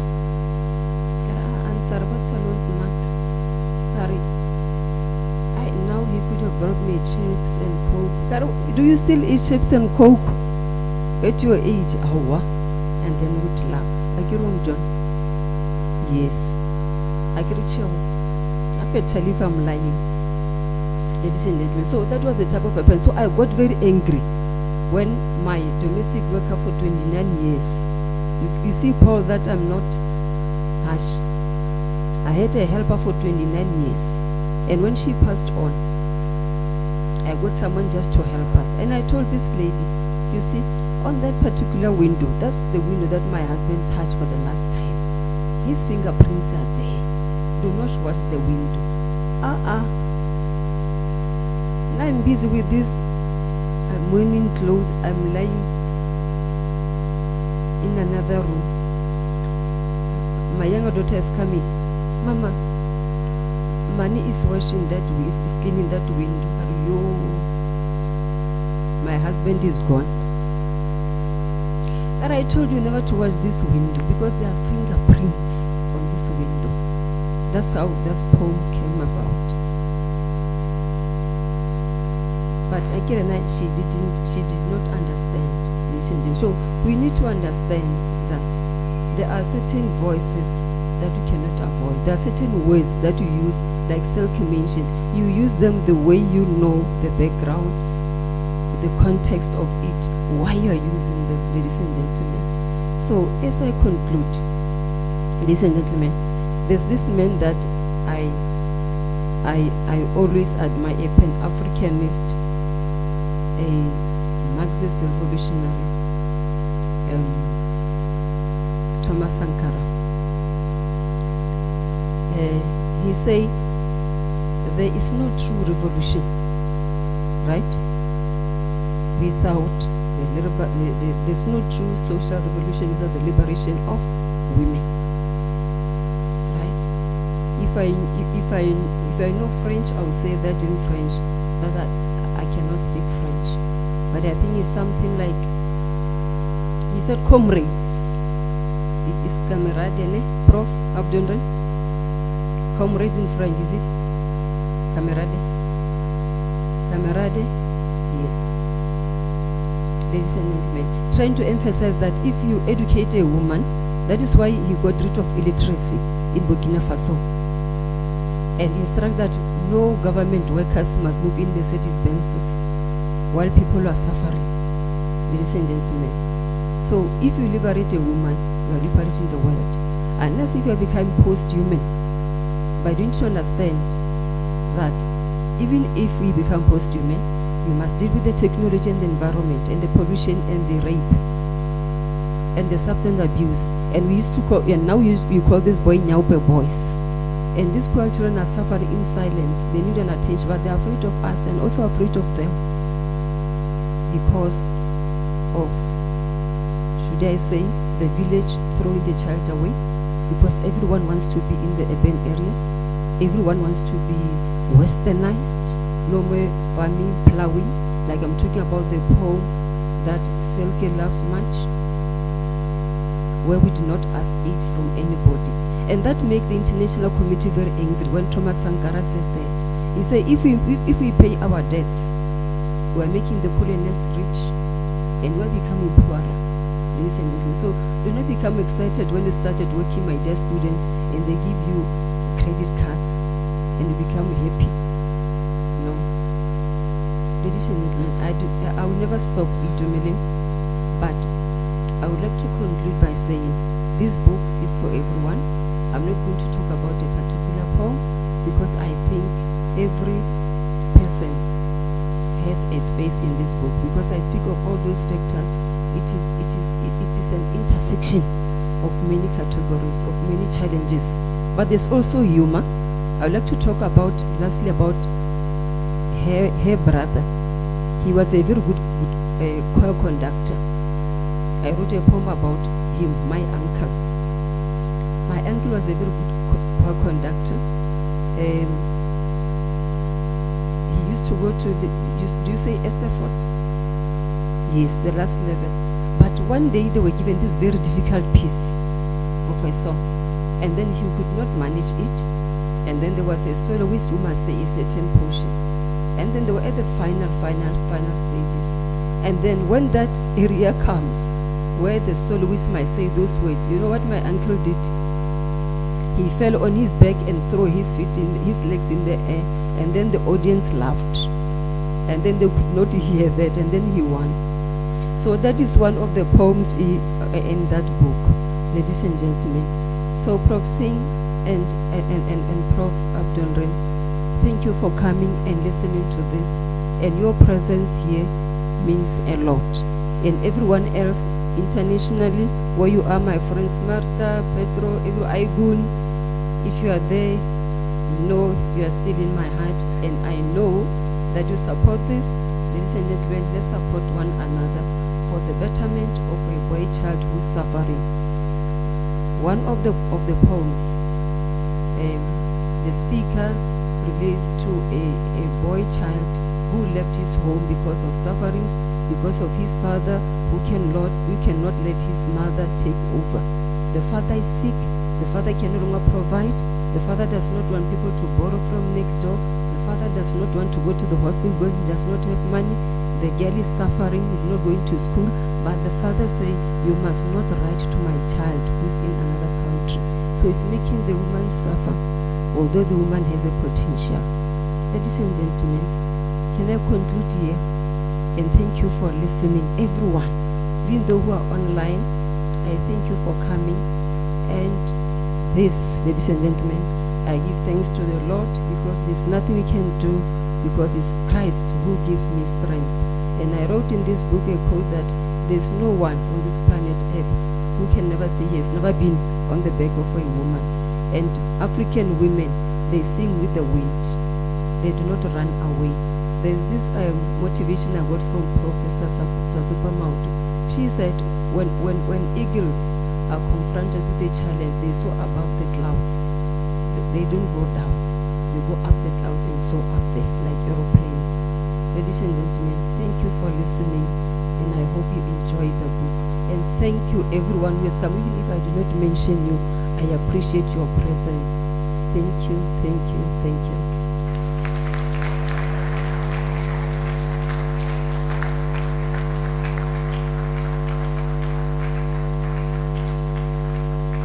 Ooh, give her another round of applause. Wow. Halala. Halala, Dr. Emsley. Halala. Shine, sister, shine. Dr. Emsley has always recited her poems in our organization in Uluasa. Since I joined the organization, all the time would abuse, in inverted commas, her talent and always put her on the program. Sometimes we don't even tell her prior. When we see her, we are a bit tired of writing and another Dr. Emsley render a poem. We'll just infuse her there in the programs, and she has always done that. And we congratulate you really for such a publication. That book is big. It shows that you have really, really put so much effort in it. Thank you for sharing your vulnerability. Thank you for sharing your experiences through your poems. Indeed, there's courage there. There's flair there in the book. When you read the poems, there's so much to learn. Like she's saying, it's choice assorted. It is there for everyone. There's so much to take from.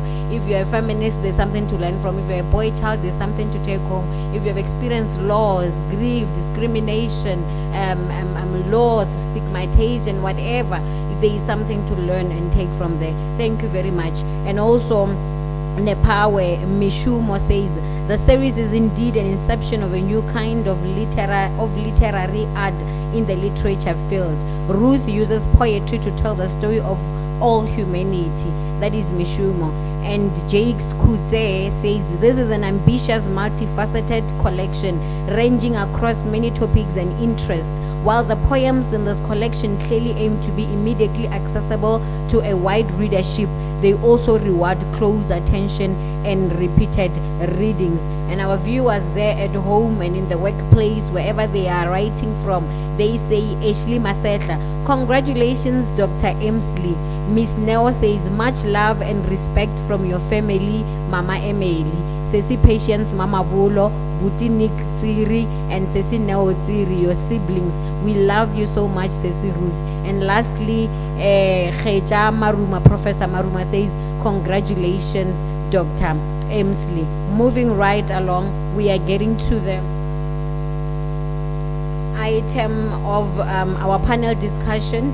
We have Dr. Moffat Sibula, who is a senior lecturer in the Department of Languages, who's going to be taking over from here for this particular session, where we are going to be discussing the book. If you have any questions for the guest speaker, if you head for Silke, this is the opportunity, and any other way that Dr. Sibula would be facilitating this. And on that note, ladies and gentlemen, let's give him a round of applause as we welcome him on the podium. And I'm going to ask that those who are not on the, they can still remain, the chairs are enough. It's up to you whether you remain on the floor or you want to go back to the floor. It's up to you. Ladies and gentlemen, over to Dr. Sibula.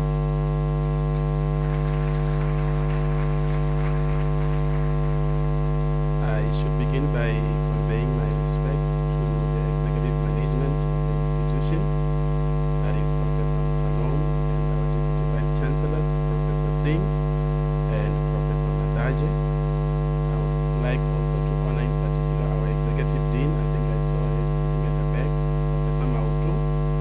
I also saw Professor Stole, the school director of the School of Social Sciences, and I also honor other school directors in absentia.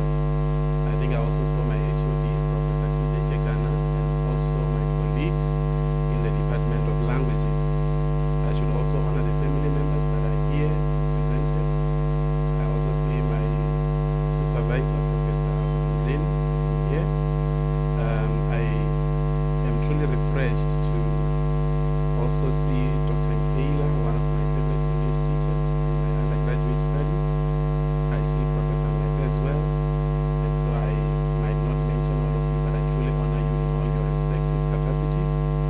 also had the unique privilege of reading the book in its formative stages.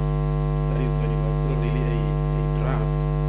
And I think what struck me then, as it does now, was how the author was able to express a sense of authenticity. You heard it said here that the language is original. I think someone used even the word crisp. But I appreciated that sense of authenticity. And secondly, I think I appreciated the sense of vulnerability. Vulnerability not in the sense of being in danger per se, even though there's a level at which you can speak about that, but vulnerability in the sense that you are willing to lay your heart bare and have us really respond to that kind of exposure. And you're not even certain of how our response would be, whether favorable or not to you, and yet you are willing to lay yourself bare before us. I think that is commendable. I think the third thing that I appreciated was a sense of transparency. And I think transparency essentially means, the ability or the quality of being seen through. And the author allows us to see through her as she tells us about the experience of widowhood, the experience of not even motherhood, but femininity, so to speak. And I think we can consider these three aspects as a launchpad into our discussion. And beginning with that, I would ask my panelists, and I should just mention them here by name, and they should, I think, respond in that order. Mr. Wanani Bela, who is here in person, and Ms. Silke Hayes, who is online, and Dr. Naomi Taylor, also online, and I believe it's Prof. M.L. Hove, Hove is, if I'm reading it in Shona. If not, maybe it's Hove, but please pardon me for any mispronunciation that might have occurred in the articulation of your surname. But I would like to understand from you as the panelists, what is the essence of authenticity? That sense of being original. You're not trying to be a cheap copy of some great original, you're just being yourself. What is the essence of authenticity? Number two, what is the essence of vulnerability? And lastly, what is the essence of transparency in poetry writing? And I think anything else that will emanate from that will sort of guide our conversation going forward. Mr. Villa?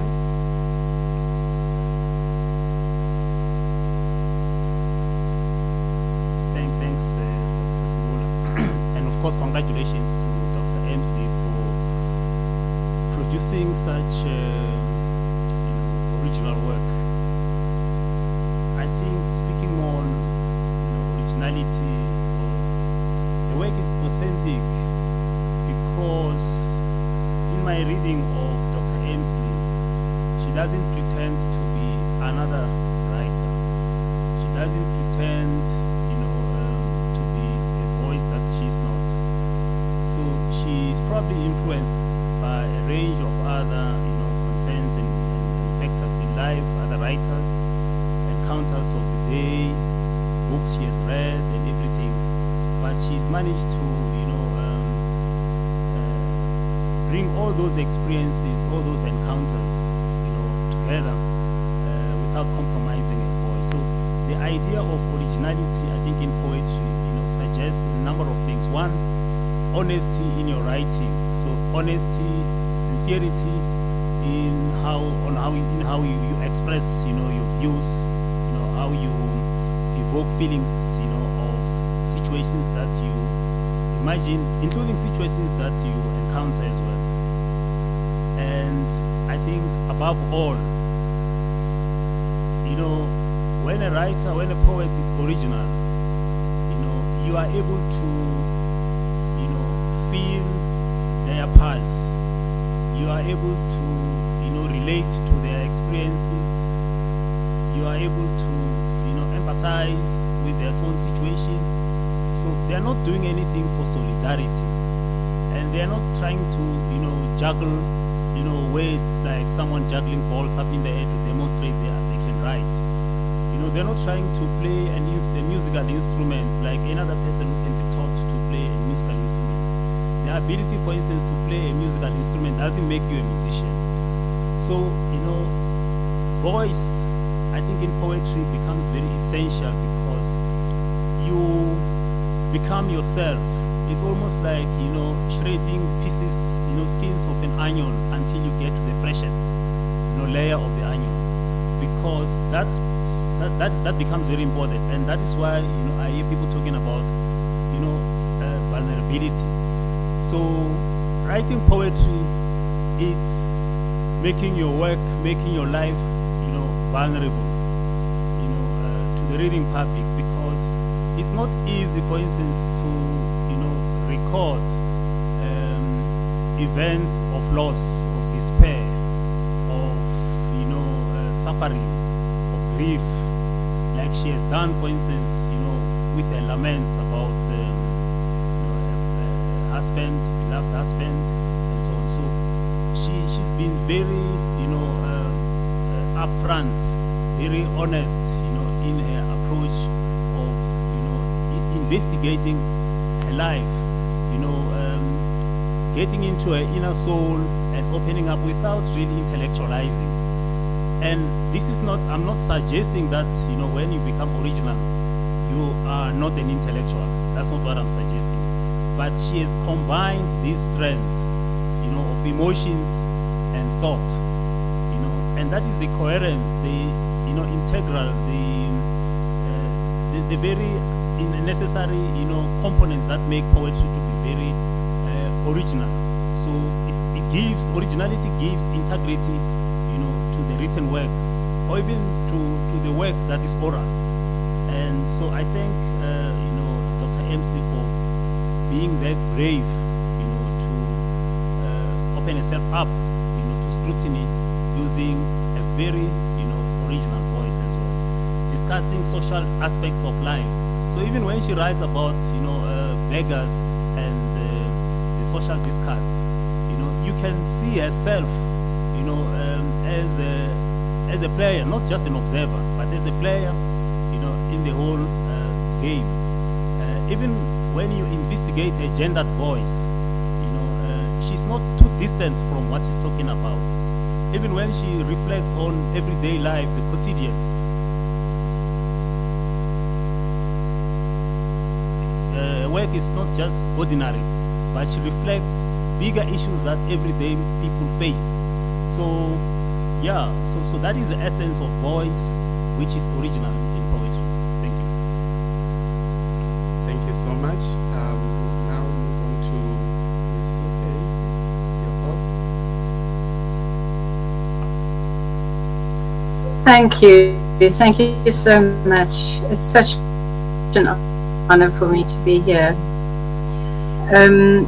Yeah, the thing that strikes me perhaps most deeply about all the poems in this book is Ruth's compassion.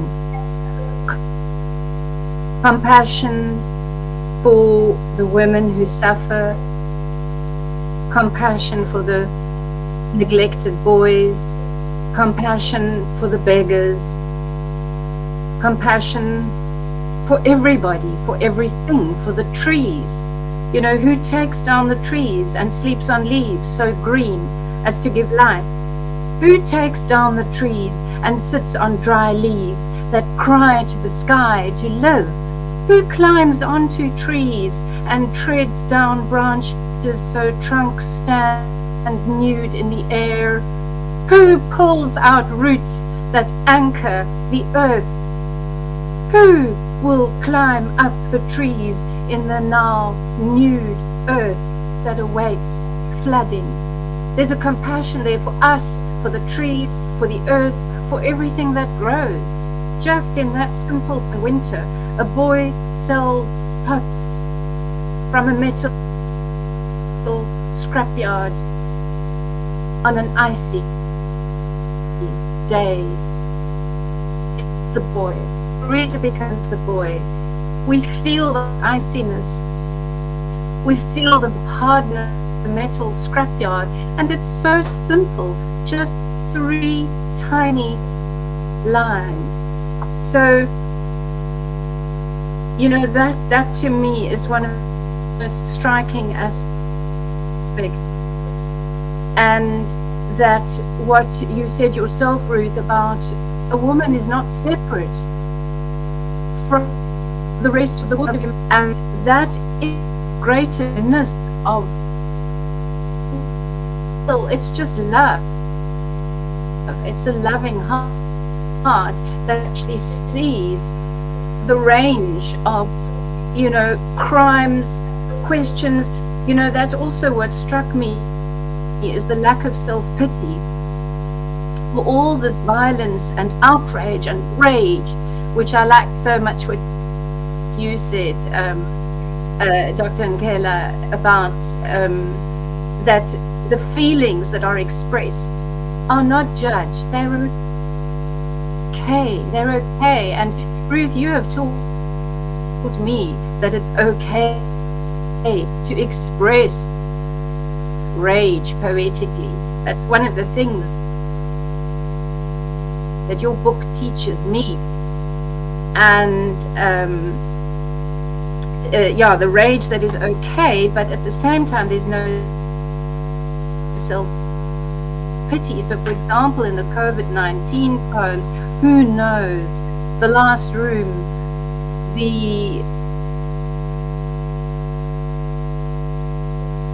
restraint with which the story is told about the husband, your husband going in, and the story you told just now when you spoke, and the way that the poem tells it. There's no oh, poor me, these bad medics. No. This is simply questions based on these outrageous details. But that's where the emotion is restrained.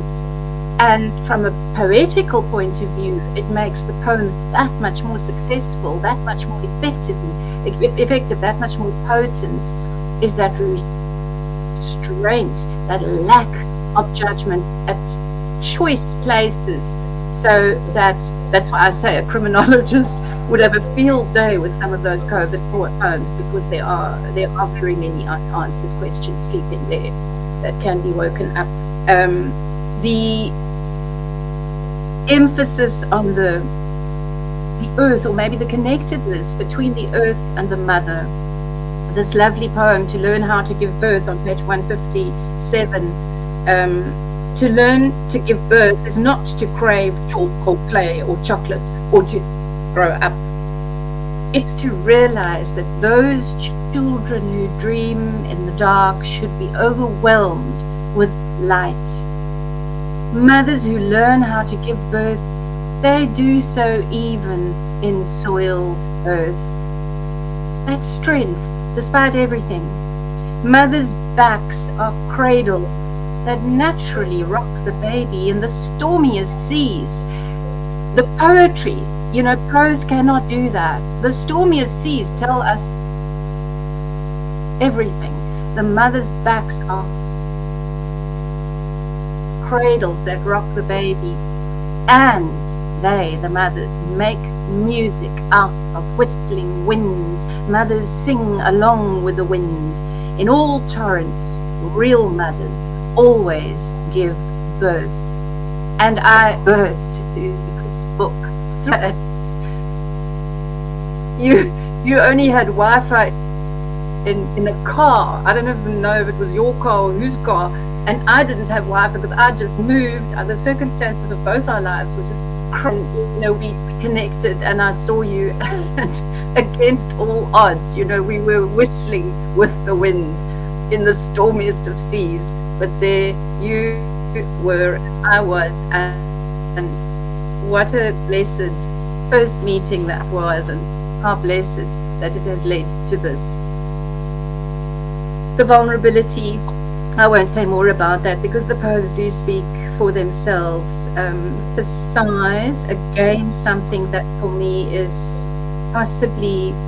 perhaps the most longest lasting, or the most, maybe the base note in the book, which is this, what I would call not just an ecological consciousness, but an eco-psychological consciousness. In other words, the awareness of the importance of, and the poem Love for the City on page 13 maybe speaks that most succinctly.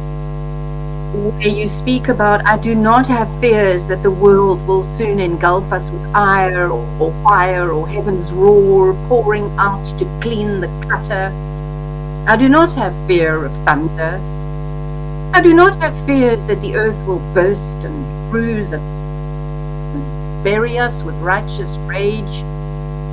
Those prognoses do not bother me. I do not have fears that the last drop will dry, the river's cracked mud will reproach us in abandoned dryness. When the constellations deny us brightness, I have no fear of the cool, clear darkness. I have fears of spiritual famine ravaging us. When the cities cry to the valleys, begging for a gasp of air and of earth, I fear that contamination of the village will erode the culture and their eyes and shut their ears to the now gentle warnings of the impending gnashing of teeth. I fear that our undying mistakes are pleasant warnings from the plagues to humanity. It is man's desire for the world to give up its all, but then the wealth ceases to come. This is a woman whose heart, body, stomach, brain is just working in alignment and in harmony, and that is what a poet is. Thank you so much, Dr. Taylor.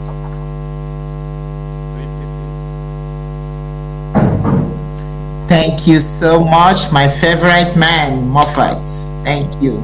So great to see you. I'll say 4 things briefly about vulnerability. I think Bonani and Sioke have delved into the authenticity issue quite in depth. So, for me, reading Sister Ruth's work, the whole idea of vulnerability comes to me. There are 4 things I'll say. One is that vulnerability makes us human. And when we recognize the vulnerability of others, we become humane. It gives us an opportunity to express our humaneness, so that we see that interconnection between humanism and humaneness. And that for me is important. That's a key thing I get out of the book. The second point I'll say about vulnerability is that when the writer, like Emsley does, expresses her vulnerability of being an alone person after having a family around her, after having a husband, and then the children grow up and they leave home, we all experience that kind of aloneness. And so reading about it, I was drawn to that because that's a human experience. And so there is this element of shared pain. And that shared pain is what leads to the connectedness of human beings. That sense of connectedness, because I can recognize in Emsley's work my experience of aloneness. And that is what makes the work beautiful. So expressing that vulnerability helps us as persons to share our pain with each other. And we're talking here different kinds of pain. We often subsume the individual pain under the collective. It's important that we give expression to the individual pain. The third thing I would like to say is that the more we suppress vulnerability, the more we are creating opportunities for violence, right? A lot of people, we understand masculinity as suppressing the vulnerable. And that accounts a lot for the proliferation of violence in our society. We need to give room to vulnerability. Masculinities need to understand that even being vulnerable is part of being masculine. And that is important. Last point, we need to normalize vulnerability. We need to normalize it. We have made it this demon that needs to be shed. We have demonized it so much that it's creating inner and external conflicts. We need to begin to normalize vulnerability in writing such as this, in like poetry work, so that we can begin to maximize its potential for helping us become more human. Thank you. Thank you so much, Doc. Prof. ML?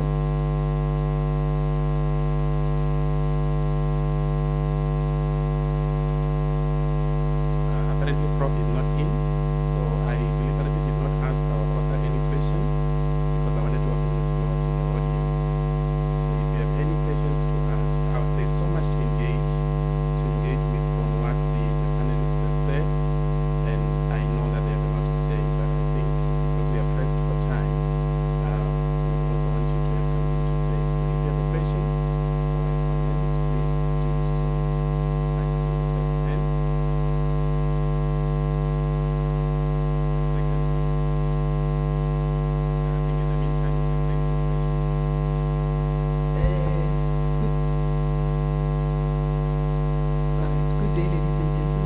it's not a question, it's a comment.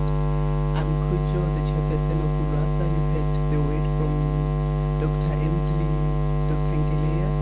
So mine is a comment to say congratulations, Queen. It's so beautiful to see these three. It's something that we've spoken about personally and then professionally, and for it to reach this far, we are very proud of you on behalf of the committee and the sisters who came, the likes of Dr. Mwepe, Dr. Lzolo. We appreciate you. It also shows value, and then it's so wonderful to lead jewels like you, people who are in their element. You haven't joined the university that long, but you've already won one of the community engagement prizes at the VC's awards.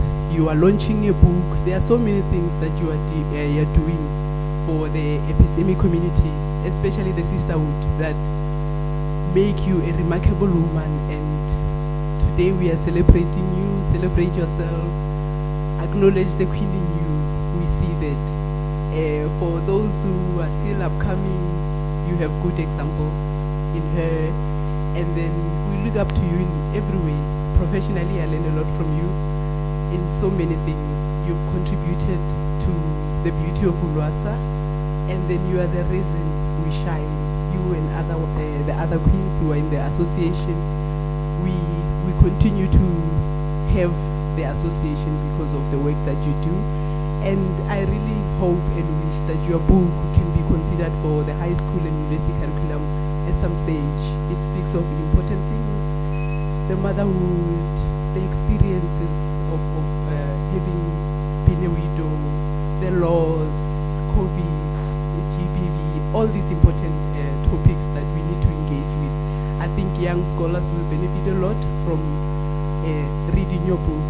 We will also benefit a lot. And then, like Itumelen said, you always avail yourself to render poetry in ULWASA, either for the magazine or at events. And usually it's short notice. You'll just say, you girls invite me at the last minute.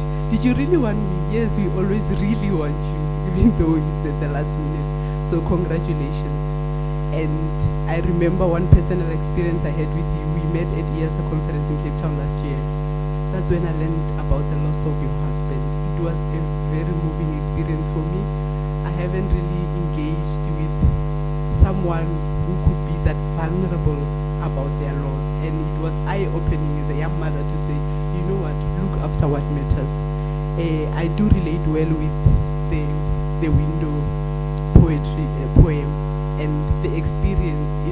It's like it's what you heard last of him, and physically, even though we know that you have so many memories, that last part of him with you, where you lived in an important part of your house, it was very important. And you were sharing that with us and sharing that with the community within the book. It's one of the things that should also teach us how to really value what really matters in our lives.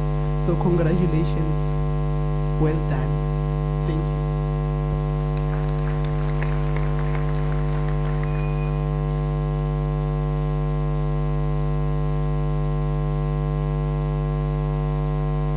Okay, thank you so much for the opportunity.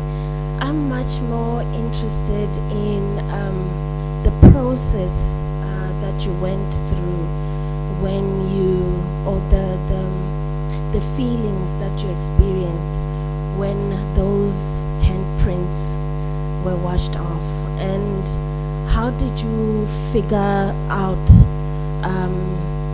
the importance of creating the wiped off fingerprints and putting them for you to remember them forever by writing them down? And what kind of environment do you create for yourself to get a place where you get to become confrontational with what you're feeling and putting it down on paper? Thank you.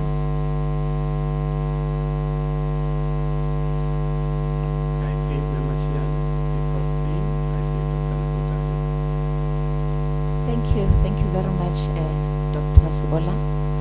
And Congratulations, Dr. Emsley. I'm speaking from the department. We are very, very proud, and I'm not representing the head of department in any way. I just want to say that from our Department of Languages and English Discipline, particularly, we are very, very proud of your achievement.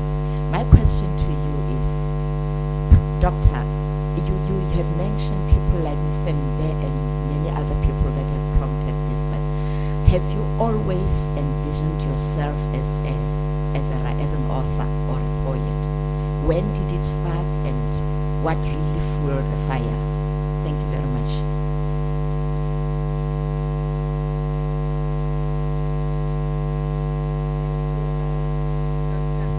Actually, first of all, congratulations, Dr. Emsley.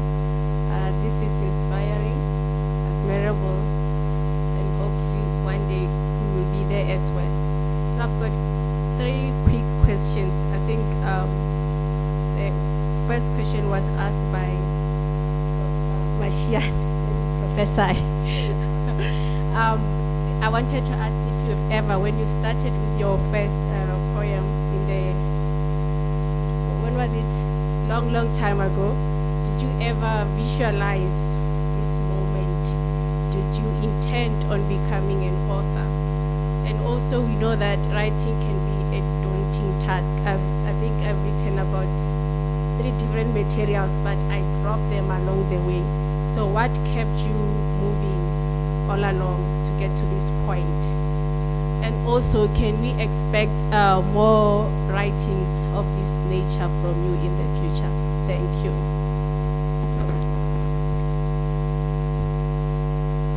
Congratulations, Ruth. I'm so proud of you. We had our association for a number of years, and I'm actually very proud to see where you are today. And congratulations on your book, especially a poetic book or an anthology of poems. It's not something that's very easy. It takes skill and experience, and others have indicated other aspects like vulnerability and being able to put into words, and that is not something that everybody can do. So well done on that, and we just want to, I also want to echo the words of the previous speaker to say that you said somebody had indicated to you, I think it was from the education specialist, that do what you're good at. And I want to say to you that you are good at poetry writing specifically.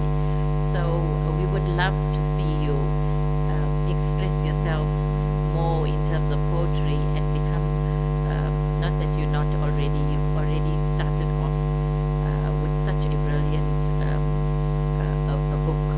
And I can see that every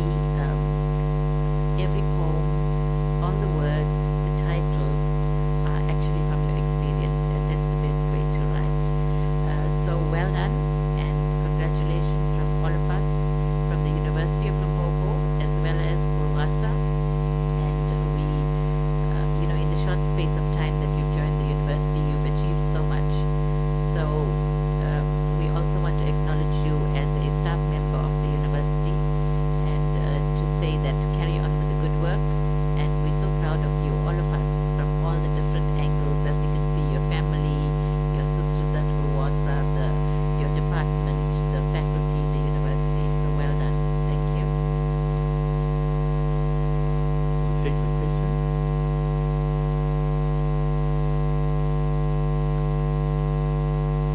Good morning. I would like to start by saying my own quote to her.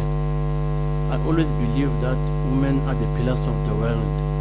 So by that quote, I'm saying congratulations on the book. So as she took from T. Sankara, ideas never die out. So on top of that again, I'm adding on to say congratulations. So as she never gave up along the way, so she never died with the ideas of writing a book. My question to her in particular, just like me, I'm an author myself, but there are authors like me who get lost along the way, you are isolated. So my question is, what are her words to someone like me who doesn't know which door to open or what to do next after writing the book? Because to be honest, I do have 5 books, but I'm stuck in what aspect should I do next. So my question is, what are words to someone like me? What are the words? Thank you.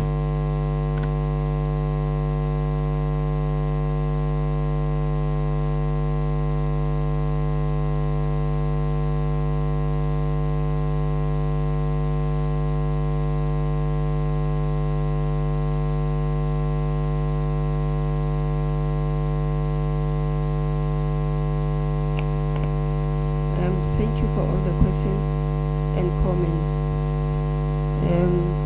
Let me start with with Cecil Kujo.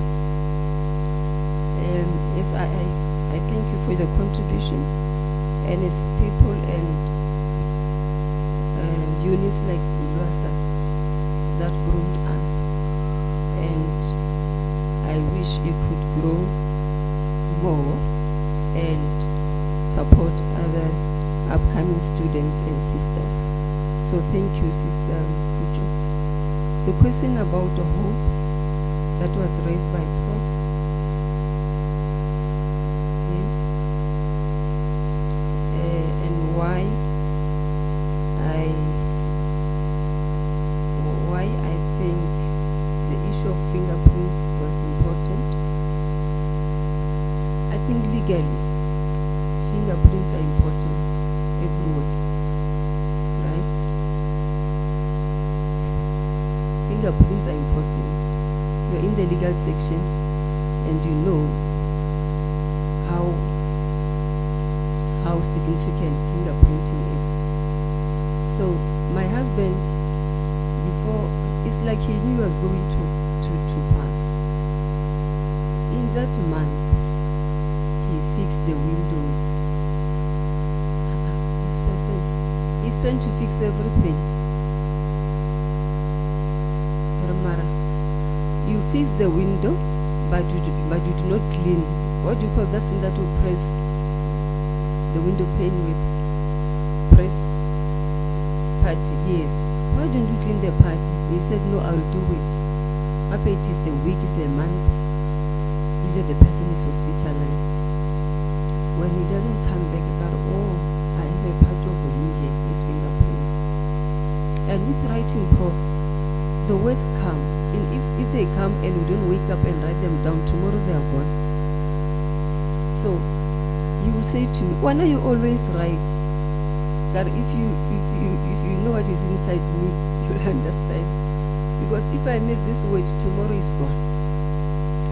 And I remember one day I was lucky, Prof, to work online. It was coincidental that by that time we started working online. And we were in a meeting, Prof Abdullah.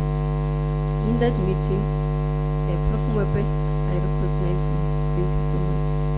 And Prof Kekana, I saw you there. Thank you, Prof. Yes. In that meeting, Prof, I got lost of words. I wanted to say something and there were no words. Fortunately, you did not see me because we were online. I was looking for this word. Ladies and gentlemen, it was difficult. That is why, Prof, I said I must just put these things on paper. Because his fingerprints on the window pane, which is in the master bedroom, was like his life. Yes, it was the only thing that is living, that is his. So that gave me courage to write about the poem.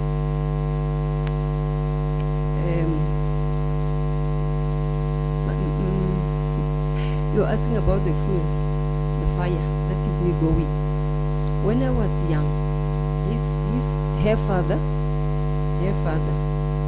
brother-in-law, her father was the secretary of a school committee. And then he would write these letters to the members of the school committee. So and so is this word bonafide. Bona fide. I do not understand that. But I'll read the word membership again and again. And then the Omo washing powder. I I would take the omo and say, is this owo or omo? Put it like, what is the meaning of omo? So I started reading alone. And because I'm should I say introverted? I don't know. I find pleasure in writing than in talking things. So I think that is the fire that I have inside. But besides, I hear every person when he's born, you're born with certain talent. You just have to execute it and implement it. And then concerning the work that I do, Dr. Kota, about being an author, and then you asked, is there going to be more of it? I don't know. There's a particular poem I like about, Mr. Bila knows this one, about Eva Bezod. I love that poem very much because she's saying a woman's hands are always holding something. They hold a vase for beautifying the house. They hold a ring. That means a woman must be married, isn't it? We take it a woman must be in a marital status to complete or the stages of being a woman. A woman's hands always have something to carry like a child. So if you're a woman and you have to bear a child, you have to clean, you have to take care of yourself, you have to beautify the house, you have to feed the partner and the children. Do you think you'll have time to write? So with poetry, I write as I walk. Sometimes when you talk to me and I'm not responding again, just know I'm writing in my head. Yes. So what I'm saying is poetry is emotional. Poetry is expressive. It's not like a short story that you write today and continue. Yes, you can write one poem in a period of a year or 2 years, looking at that only one thing.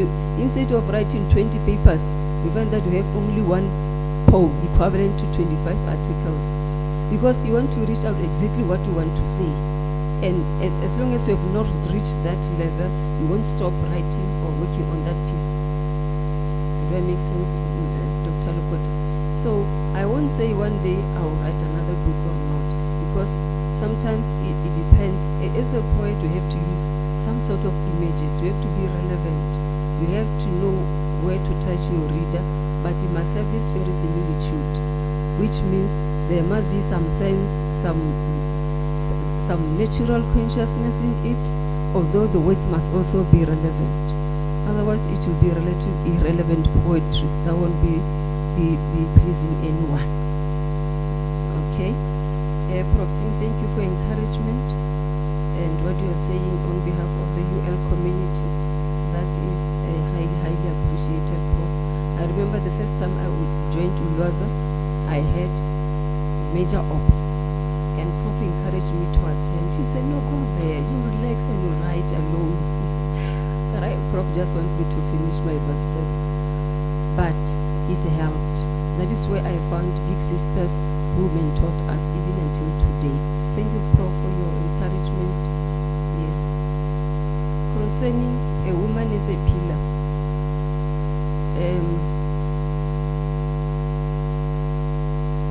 one of the poems in this book, it says, having a fetus in your tummy for 9 months, that is not giving birth. Giving birth is knowing how to treat every child on earth. That is being a woman. And I'm not talking about materialistic things. I'm not talking about greed. The poem "The World is Too Much with Us." We talk about people who are ambitious, who they say they earn and buy because they love material, the materialistic world. So a woman is not like that. You ensure that you become resourceful every time. So in terms of writing, I went through that process, but I'm happy that I found the people like Prof. Abdulran, Prof. Mr. Bila, Dr. Savola, Dr. Lazani. I'll frequent these people's places, and I always call Prof. Abdulran and SMS him, how do we do this? how is this done? And then the prof will give some guidelines. Also that nowadays the writings like poetry are recognized for creative output by DHET. So what I'm saying is, don't stop knocking on people's doors, right? They will guide you and show you all the processes and the procedures I got from the colleagues, from professors in my department, and other people from ULWASA, sisters from ULWASA, and the international world, and people like Silke Hayes. There are bodies there are plenty of poets around who they help you, even in UL, right? I don't know whether you are a staff member or a student, but this panel here are poets. Mr. Bila, Dr. Sobola, yes, they would help. I don't know whether I'm speaking for them, but I think what you need to do, don't stop knocking at people's doors. That helps, right? Because the processes of publishing, writing and publishing, it can be difficult to do. Okay, I think I've answered all the questions I tried to. Yes, thank you.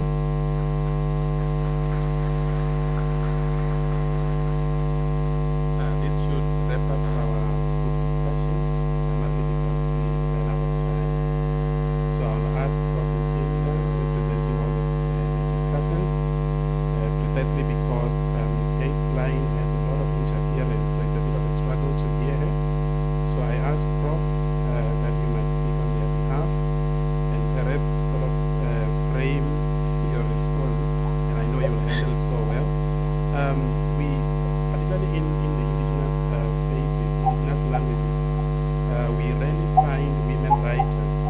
It is usually the male voices writing on women, womanhood, motherhood, and so on. And the only time we actually hear a woman praise is when they are writing about their mothers. But I wanted to hear from you, Prof. What is the importance of hearing these experiences in the literary sphere, you know, even inclusive of those voices that are marginalized? Can the subalterns speak? And if they do speak, Prof, what should they speak about, and how should we listen to them? Thank you so much. Okay. Thank you, Mofa. That's a big one. All right. So we have spoken, I think we've spoken a lot about Sister Ruth's book. And my answer to your question would be a resounding yes, capital Y-E-S. The subaltern voice can speak. But here's the thing. The subaltern voice is saying something that we need to listen to. Whose ideas, whose knowledge is important. The problem often is when women write, we want them to say the things we want to hear. Now, we have spoken about authenticity. Can we then pay attention to the authentic voice of the writer? Whose knowledge is prioritized? Whose ideas are important? Whose knowledge needs to be recognized? And that's the beauty of African women's literature, which is my priority at the moment in terms of research. We need to pay attention to African women's literature because they are writing from their specific location and positionality as African women on the continent, dealing with very unique challenges. And it's important that we leave everything, forget about the external influences, and just listen to the voice of these African women, what they are writing about, the readings in their writings, the stories they are telling, the songs they are singing. It could be songs of lamentation, songs of pain, but they are worth listening to. And I think for me, that is what we want to take away from this book launch. That Ruth has given us a poetry book that has stories, that has lamentations, that has different drum beats, that has different rhythms. And we need to listen to the sound, the unique sound of those different drum beats. Thank you so much. I'll leave it there.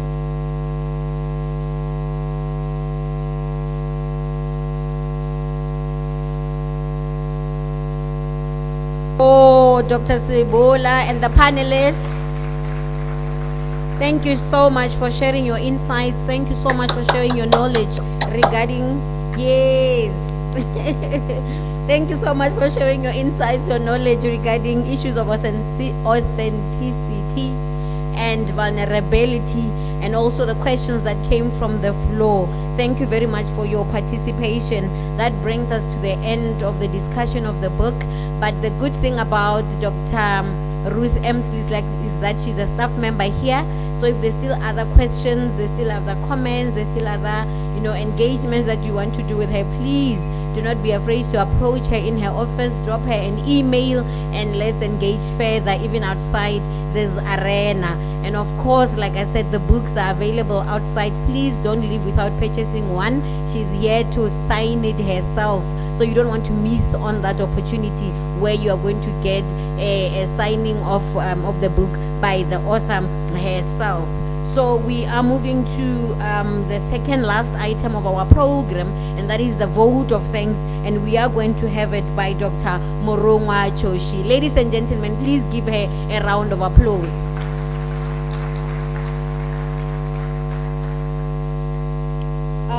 Thank you, Program Director Ms. Chidi, for affording me this opportunity to give vote of thanks. Good afternoon, ladies and gentlemen.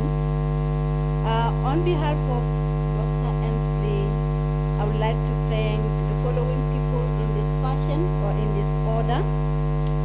First, let me thank the executive management, starting with Prof. Mahalo, the Vice Chancellor, the Deputy Vice Chancellors who are here. I've noticed Prof. Singh, Prof. Madaj is not in this hall.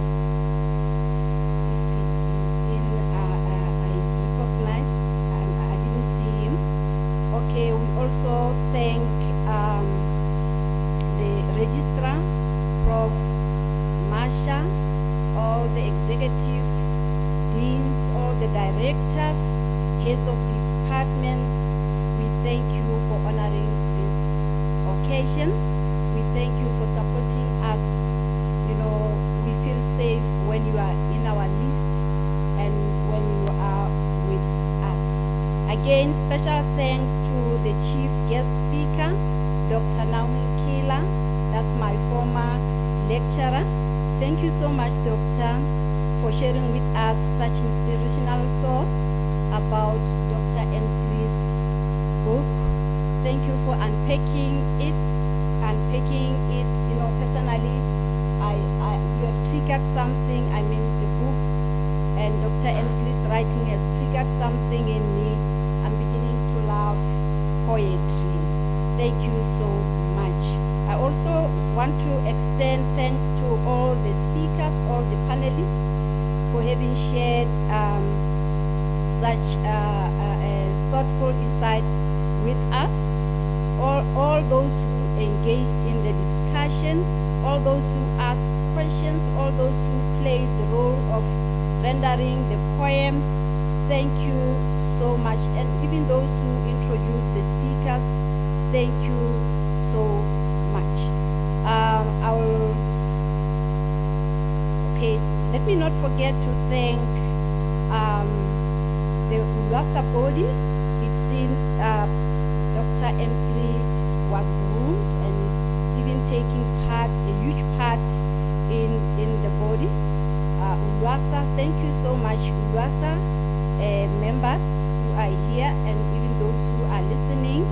I also want to thank all the academics, professors, doctors, support staff, security personnel, students, guardians, everybody who is here. We are so grateful that you have honored this event. I also want to thank all the visitors, all Dr. Emsley's relatives who are here, who have honored this event, her former colleagues. Thank you so much. I might not mention you by names. I also want to thank Prof. Mwebe, our former colleague. I've recognized you, and others whom I didn't see or notice. notice. We thank you for honoring this event. Okay, lastly, as the audience, Dr. Emsley, we thank you for making this day memorable. Can we give her a round of applause? She has asked me to thank you, but as the audience, we also want to thank you for making this day memorable. Lastly, I thank you all for listening to me. Thank you.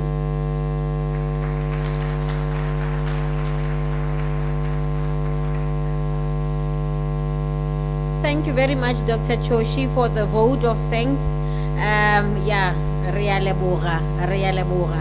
And as part of the closing remarks, as we officially close this gathering, I'd also like to say thank you very much for your cooperation. When I said clap hands, you did clap. When I said stand up, you stood up. And just engaging question sessions and everything that took part for the day. Thank you very, very much. Lekamoso le rebuke. That's how we also show off our talents. On that note, I have an announcement. If you have a sticker that you have been given, please show it outside their refreshments. But we are going to request that you get a refreshment if you have a sticker. Thank you very much. Don't forget to grab some refreshment outside as you leave. I hope I'm not leaving any other announcement. Thank you very much to our online viewers. That was amazing. Go through the YouTube channel, you'll see all the comments there.